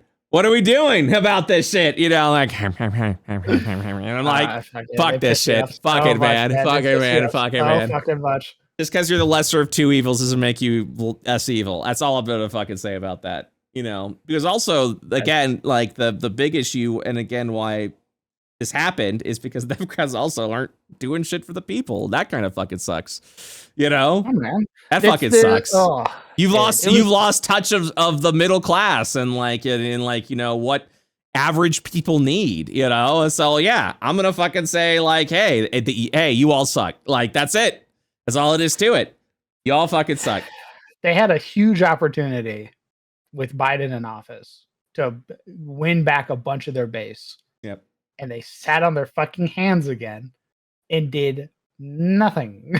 Yeah. And did fucking nothing. So a bunch of people went, oh, my party sucks. Yeah. Fuck, what do I do? Fuck. Nothing. And that's what I said. Awesome. That's what I said. And so that's what I mean when I say, when I'm like, hey, if you're a fucking diehard whatever political party you are, you're doing it wrong. You're fucking you are you are the problem. Where you're just your jester's hat. Put it on. Yeah. I mean, when I first was able to vote, they were like, "What party do you want to be?" And I'm like, "What are my options?" They're like, "You could be a Republican, you could be a Democrat, you could be independent, you could be blah blah blah blah blah." And then I noticed this one thing. I noticed this one part. I'm like, "Oh, what's this bottom thing that you clearly don't want me to be?" And they're like, "Oh, that's no party affiliation." I go, "I'd like to be that." They're like, "What?" I'm like, yeah. What? And because I knew from an early age that there was never going to be a time where a single party was going to get it right 100% of the time, all the fucking time.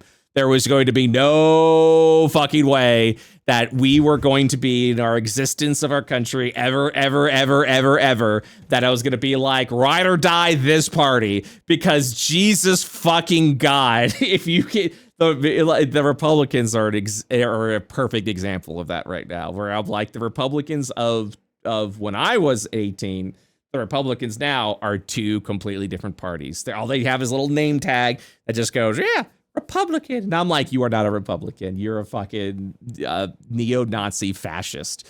That's what you are right now. And you are clearly doing a power grab, and we've got dummies. We've got the amount of people, and I'm an idiot. I'm an idiot. I sympathize. I really do sympathize, because I feel like the people that voted in, I feel like a lot of people didn't do it maliciously, and now people are realizing, oh my God, I got scammed.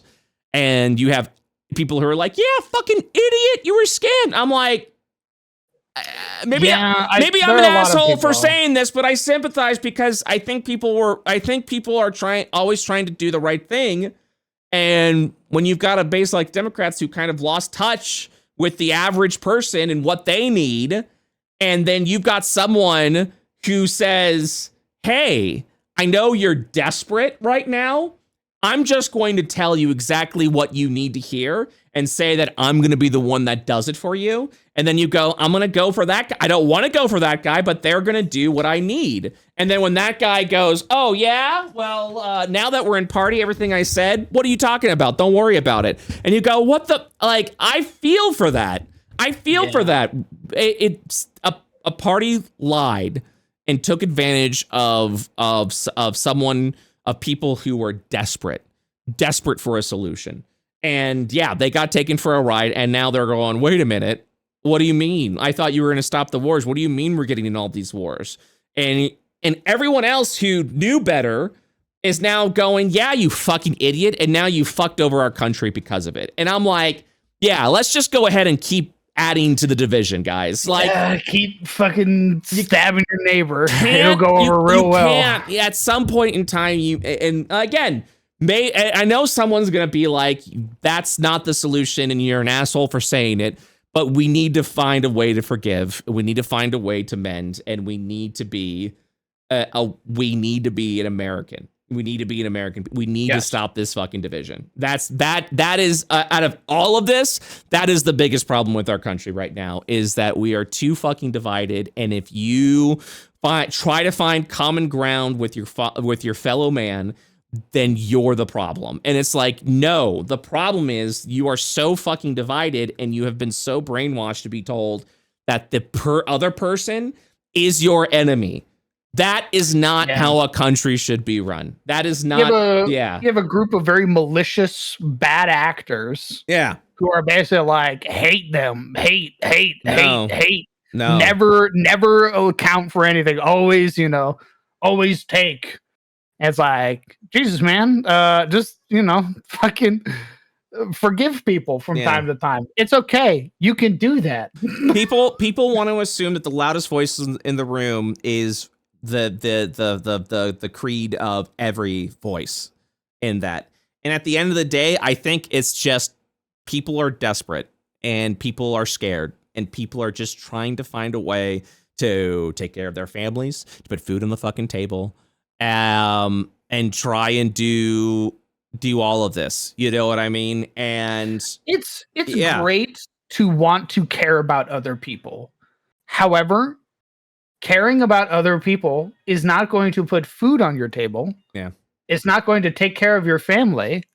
It's not going to make sure that you can live, even a semi-decent life. I'm sure some people were between a rock and a hard place this election. I really do believe that. I genuinely believe that.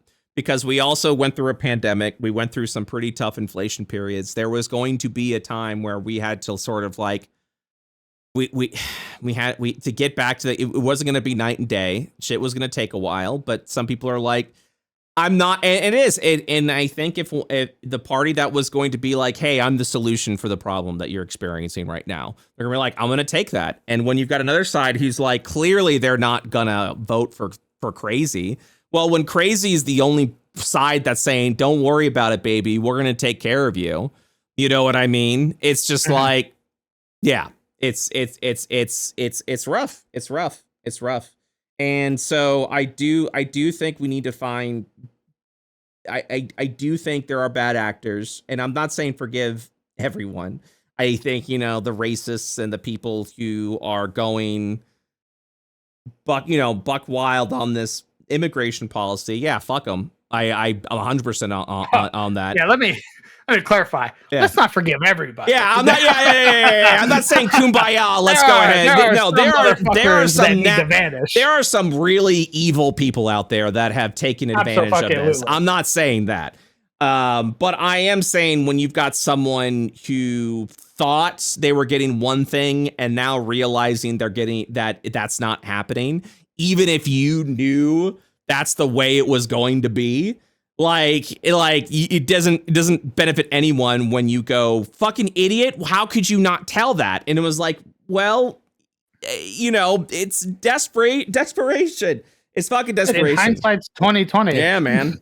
And some people are gonna get it wrong. And just because someone gets it wrong doesn't mean that we need to be nasty and mean to these people. No, don't get me wrong. If you're a racist piece of shit who is going, immigration's what's wrong with our country, you're an idiot because Yeah, immigration is what our country is about, you know?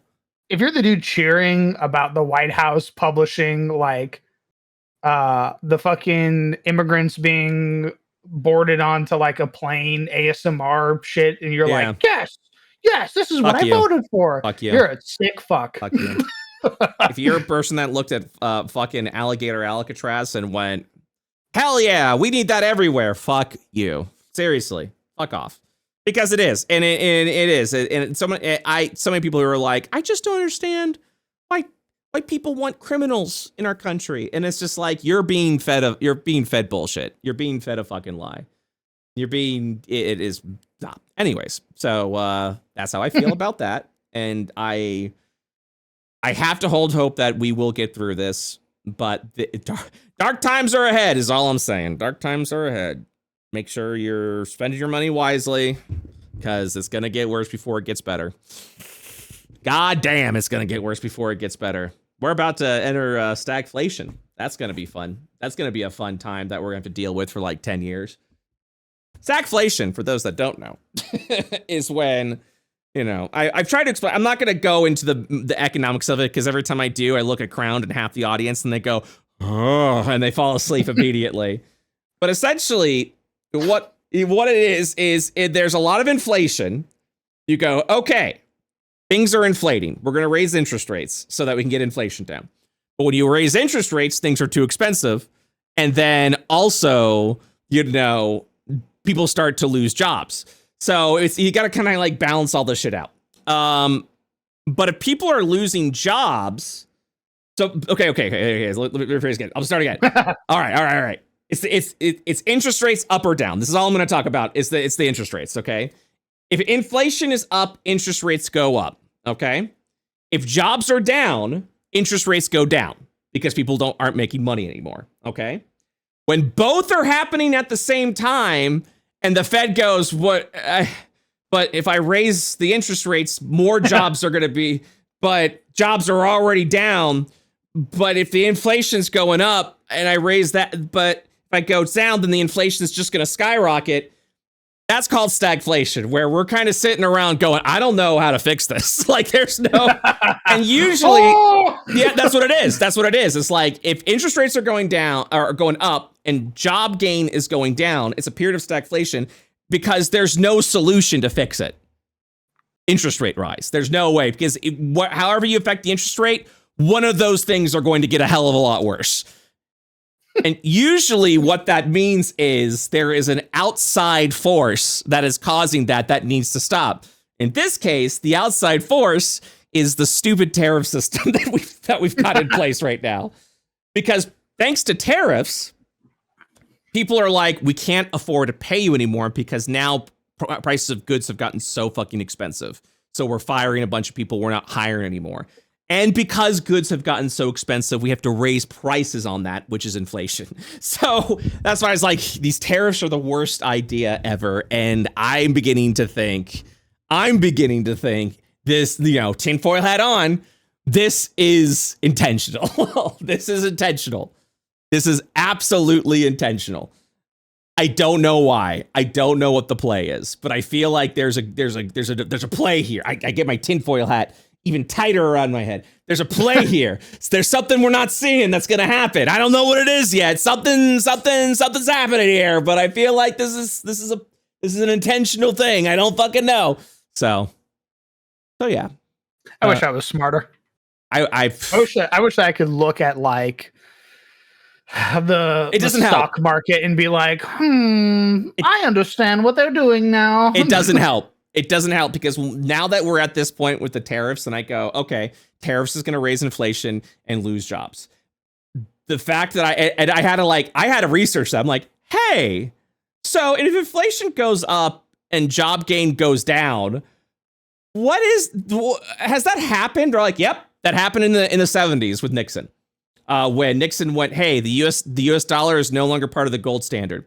Everything went to shit. Jesus. And I wiggle my eyebrows. It was also when Nixon secretly put one of his guys in the Fed and told him, hey, drop the interest rates. And he went, you got it, boss. which is not what's supposed to happen.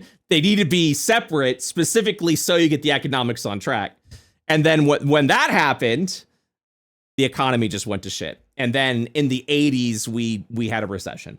So and we seem to be repeating a lot of the same shit that's happened. You know what I mean? History is a circle. It very much is. And I'm just like, I'm watching the train come at us, and I'm like, all right. All right, here we go. It does suck when you're standing on the tracks and you're just watching the train and you're like, we could just stop the train like right now. They consider hitting the brake, and they go, Step on the gas.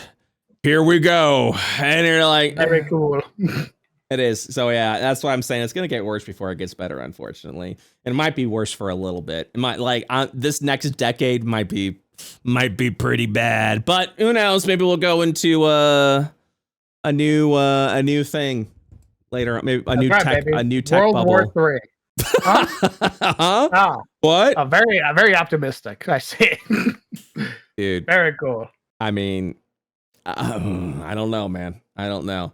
All I know is if the U.S. is not the superpower that it is, if we're not the standard anymore, things are gonna be bad. But we've got a lot of things that we've become very spoiled on as Americans that are gonna be like, what do you mean? What do you mean we'd have to do this now? And you're like, yeah, you mean like the rest of the world? Yeah, that thing you didn't want to do? Welcome. You're not gonna, yeah. Hope Max. Hope Max. I think my 50s are gonna be pretty awesome. I think my 40s are gonna be pretty rough. I wonder if we'd ever get to the point where we would do stuff like mandatory service. I don't know. Honestly, I feel like which has already been a flawed system. I feel like with all of the illegal immigration, like all the illegal immigrants gone, the people that were doing the jobs that no one else wanted to do for the abysmal rates, we were already built effectively on slavery, and continued to do so. Once that's all gone, and then the rich people go, but who's gonna pick my blueberries now? I do fear there will come a point where they're like, all right, mandatory farmhouse.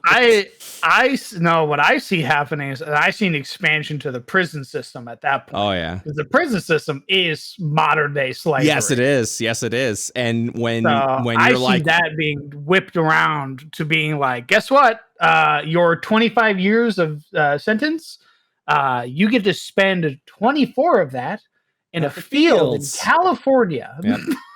And then they go, bound by a comical ankle chain and ball, and you're gonna pick blueberries for 12 hours of the day. And then someone's gonna go, oh man, we need more of that. What, prisoners? You go, yeah, man.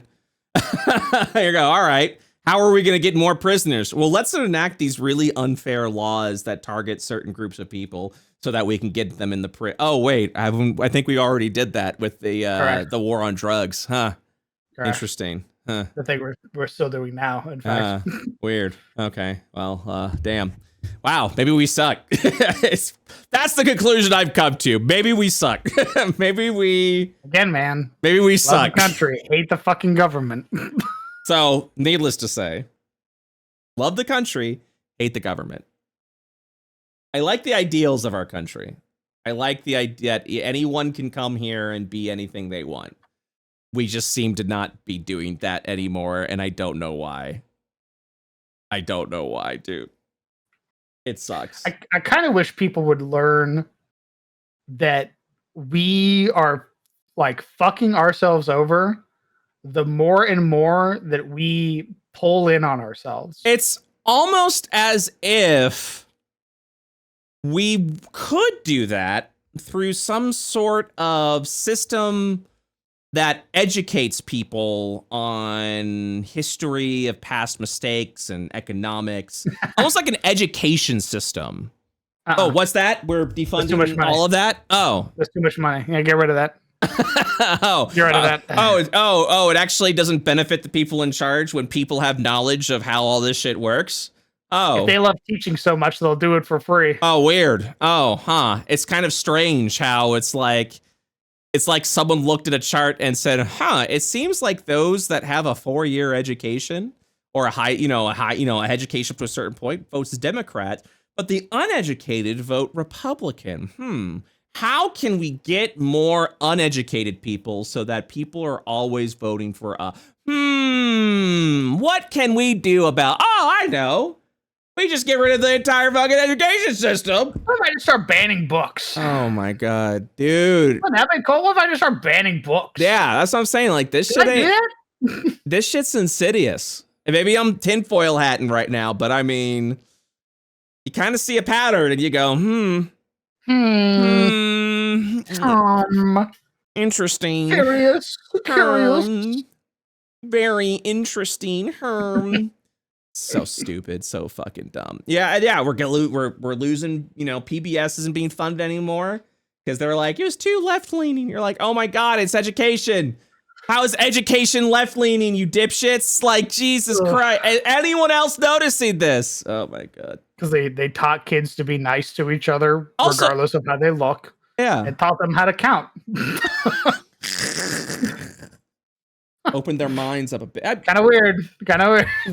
I'm just saying, it sucks that there's a group of people that are preventing us from being a more enlightened society because they recognize that if the society is enlightened, they'll never be in power again.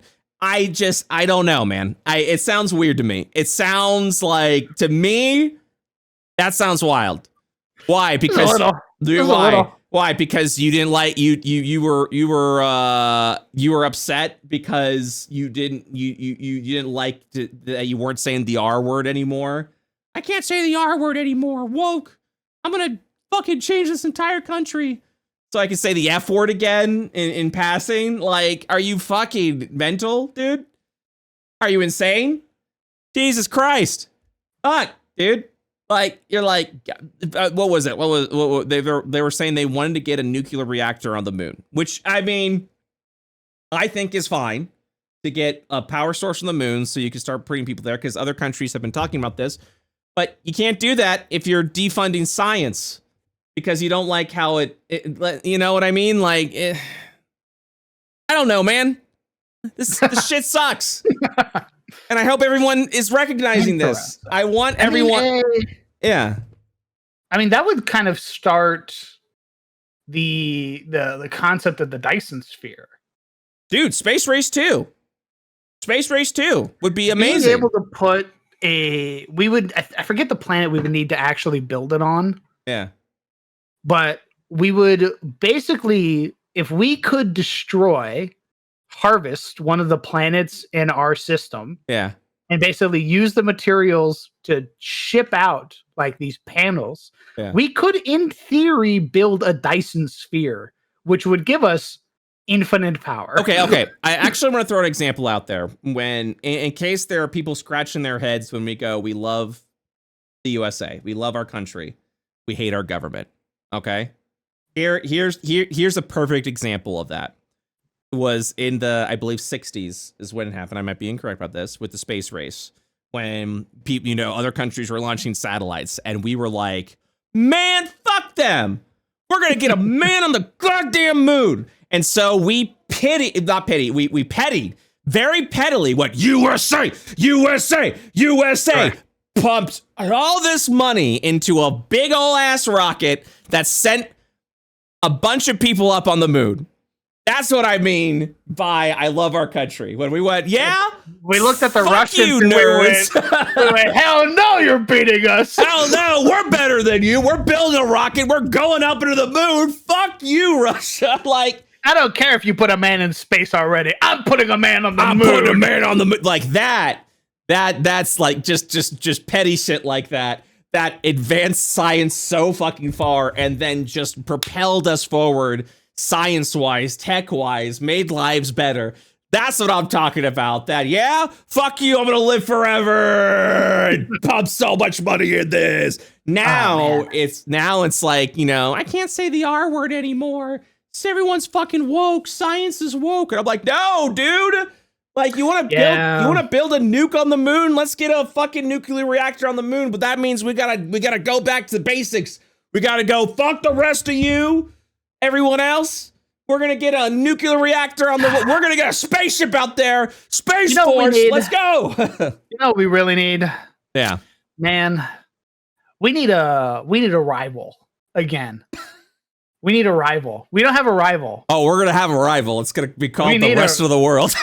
We need a rival again. We need somebody who challenges us in every way, shape, and form. Hell yeah. That's what we need. Because, like, dude, the patriotism was at an all-time high when it was like us versus the Russians. Like, dude, when it was us versus the Russians, it was like you could not bleed red, white, and blue any harder than that, right? I want Japan to have a Gundam program, so America would be like, we're gonna build our first Gundam. We're gonna build. Holy shit! Imagine, bro. That would be amazing, dude. That would be amazing. So that's what I'm saying. Like, that's I want us to get to the point where we're like, yeah, is that what you're gonna do? Well, then fuck all that, dude. There was a video I watched. I'll have to look it up again. I was specifically talking about like all the dead satellites that are up there in space right now. There's a lot. There's a lot. We just gotta bury. There's a lot of them. And at any fucking time, two of them are gonna just collide and then just start raining down. Yep. A big flurry of fire. Like, it's just gonna come down. Yeah, man, it's just a little bit of a little debris field so that we have stupid up there. That us as humans were just like, there's so much space out there, man. How's the chance of that? Just throwing our garbage out there. Fuck, man. What are we doing? We're so stupid. Whereas as humans, we're as hey, man, I want to jettison trash to the sun. As a species, we are so fucking dumb. I want to load up all the trash on the planet and launch it at the sun. And then, like, what's the worst that can happen? What's the worst that can happen? Each of us are constantly like shooting down each other, like constantly, like essentially, like killing each other's satellites, like, and you're like, damn, they got another one. Well, have you ever played like the Civilization games and like you advance to a point where like you research spies? So you could be like, I want to know what my opponent is doing. So you send like spies into like other countries. And then like sometimes the spy gets caught and it goes, you know, and the country will be like, hey now.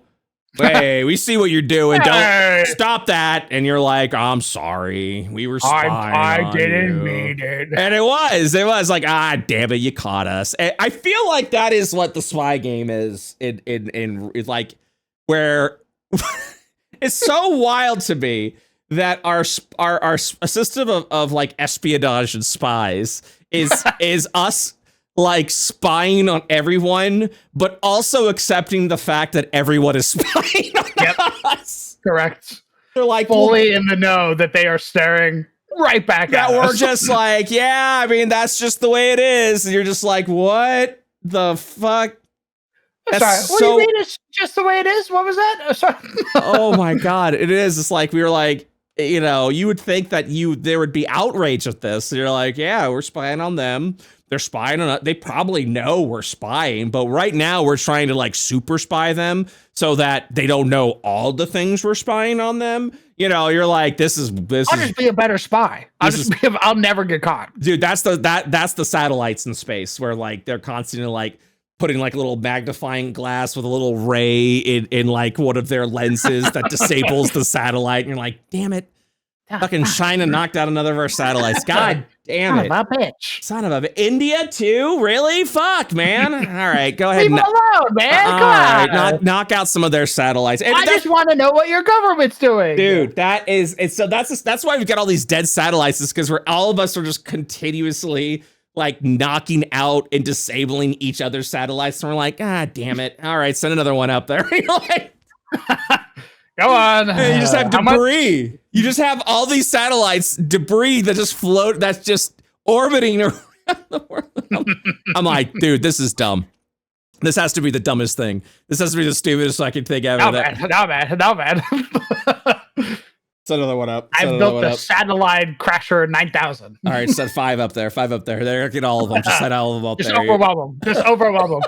How many can I launch at once that'll save us money? Dude, oh my god. So yeah, that's so if we but one of the big things is if we want to be dominant in space again, we have to stop abandoning science funding. We have to stop. And we have to and we can't just cover our ears when science says one thing. We can't do that anymore. But like Jesus Christ.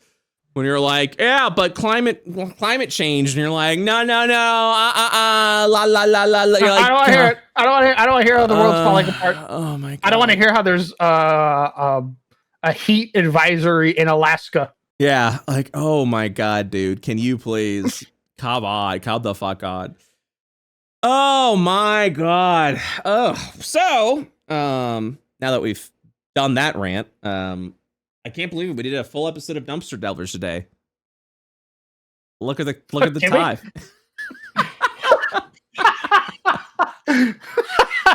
Nice. Let me tell you a story. So at some point in time, we are going to do a new segment. We're gonna do a new. All right, crowd. Oh, that's so fucked. We literally started the call today being like, "Hey, man, I don't think there's much to talk about." Segment? Yeah, I don't think there's much to talk about. We probably won't really have much to talk. We'll probably talk for like a little bit and then move to the segment. We'll just do our new segment. That sounds super cool. And I go, yeah, that sounds great. So on weeks where we don't really feel like podcasting for whatever reason, we're going to be doing a new segment called Garbage Gamers, where Crown and I are just going to play a game. We were going to play some Risk of Rain 2 today. So I was like, hey, instead of just blindsiding our audience and then immediately going into gameplay, like let's do like a mini Dumpster Delvers, and then we'll go into Garbage Gamers, and we'll do a little bit of Risk of Rain, and then we just kept going on rant after rant after rant, and now we're at time. It's done. It's over. It's fucking. We're done. We did it. We did a podcast. Hell yeah, brother. Hell yeah, man. Hell yeah. One thing I did want to talk about just before we wrap up is apparently there is TTRPG in Japan. I don't know if you've heard of it before, called Sword World. Yes, I have heard of Sword World. It's the one where like D&D wasn't coming to the East, so they were like, fine, we'll just do our own. And that was Sword World. Well, apparently Sword World is actually coming to the States. Really? Yeah. It was announced recently. Sword World's coming to the States. It's a 2d6 system. It's kind of was originally built off of D&D 1e. It's currently in 2.5 right now. It's got an interesting little multi-class system where you kind of choose classes and stuff like that. But it's a 2d6 system. That's coming to States. So we got a new TTRPG we get to look forward to. It has been translated before by the fans, but now there will actually be official coming out there.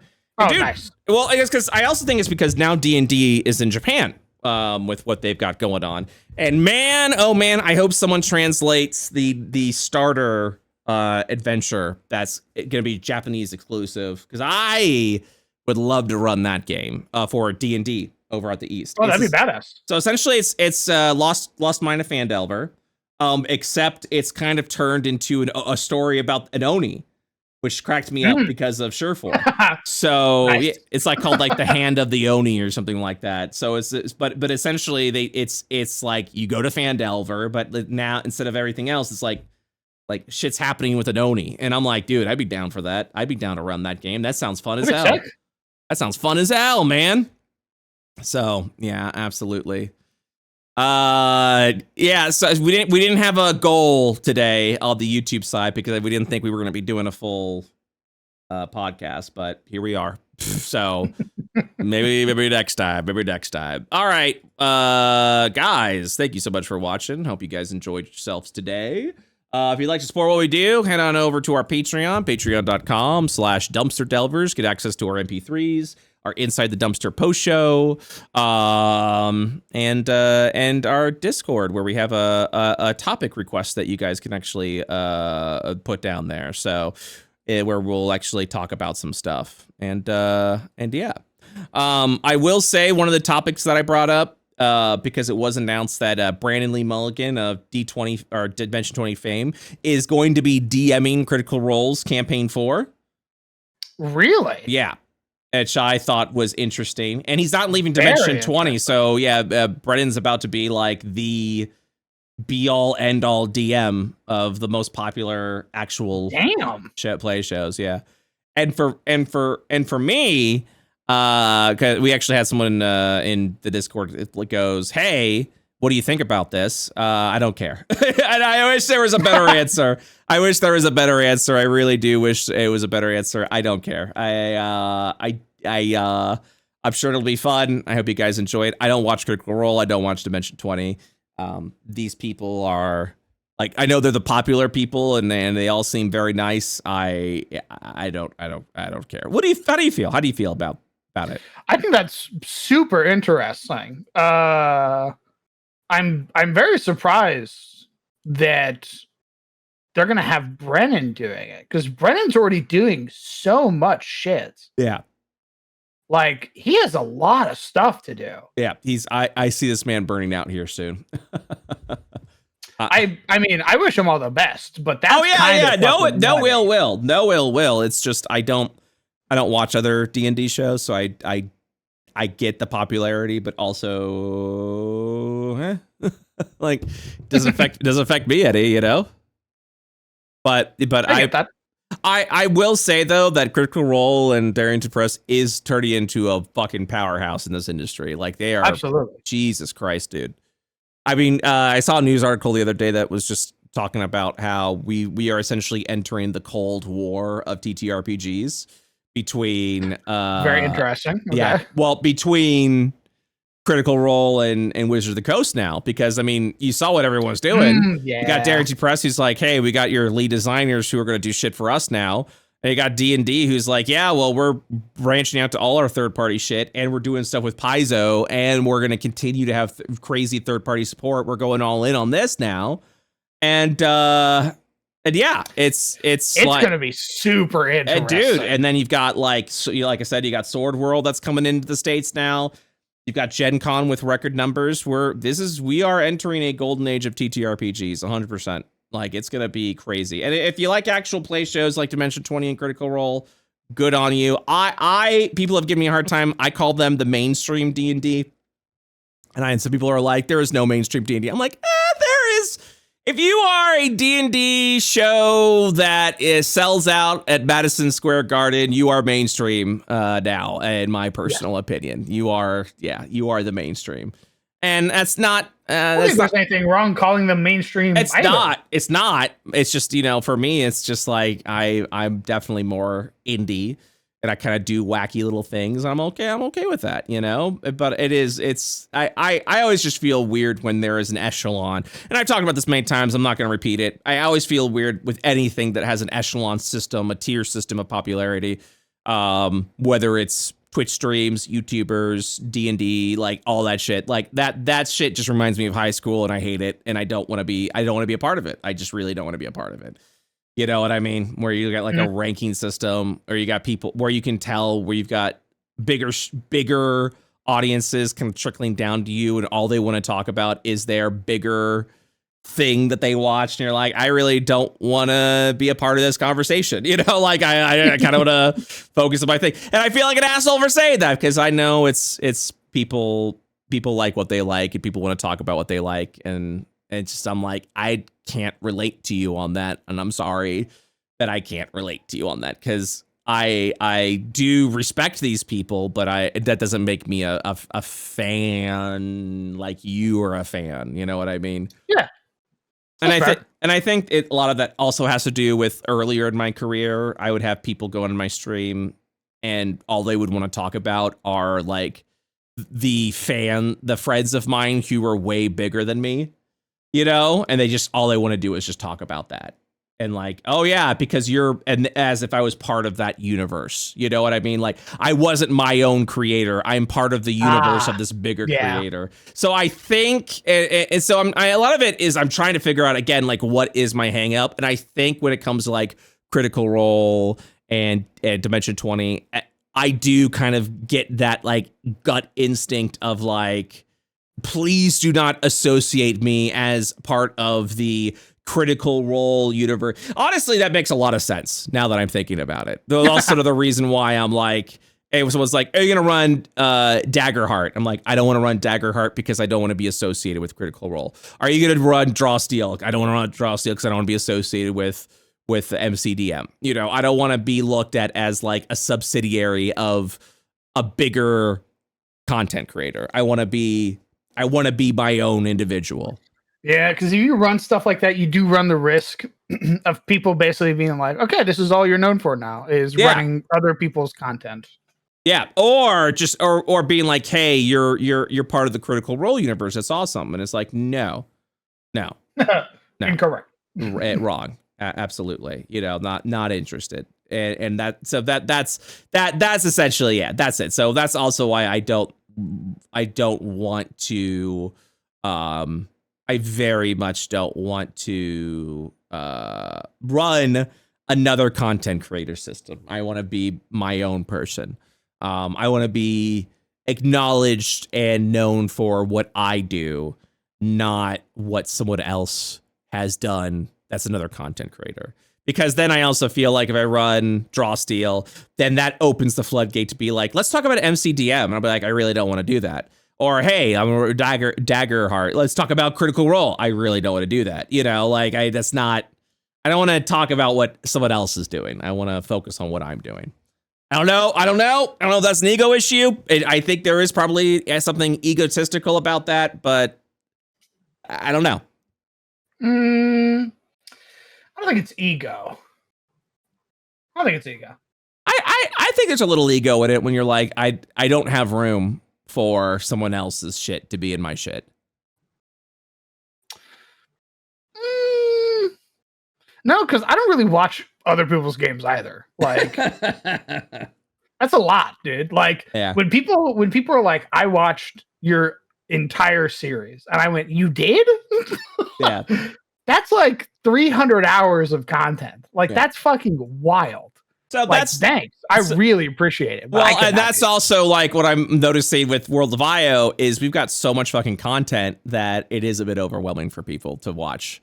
And if you miss a week, you miss like a bunch of shit. And you're like, oh my God, whoops, adding to the problem. So, but anyways, that is where we are definitely, because now we are definitely over time. Thank you guys so much. We'll probably talk a little bit more about this on the postcast. Join our Patreon, patreon.com/worldofio. Become a YouTube member. Support what we do. We greatly appreciate it. If you join Grandma's Garage Sale, we have a monthly AMA, which we are happy to answer your questions. And we do an end of the podcast shout out.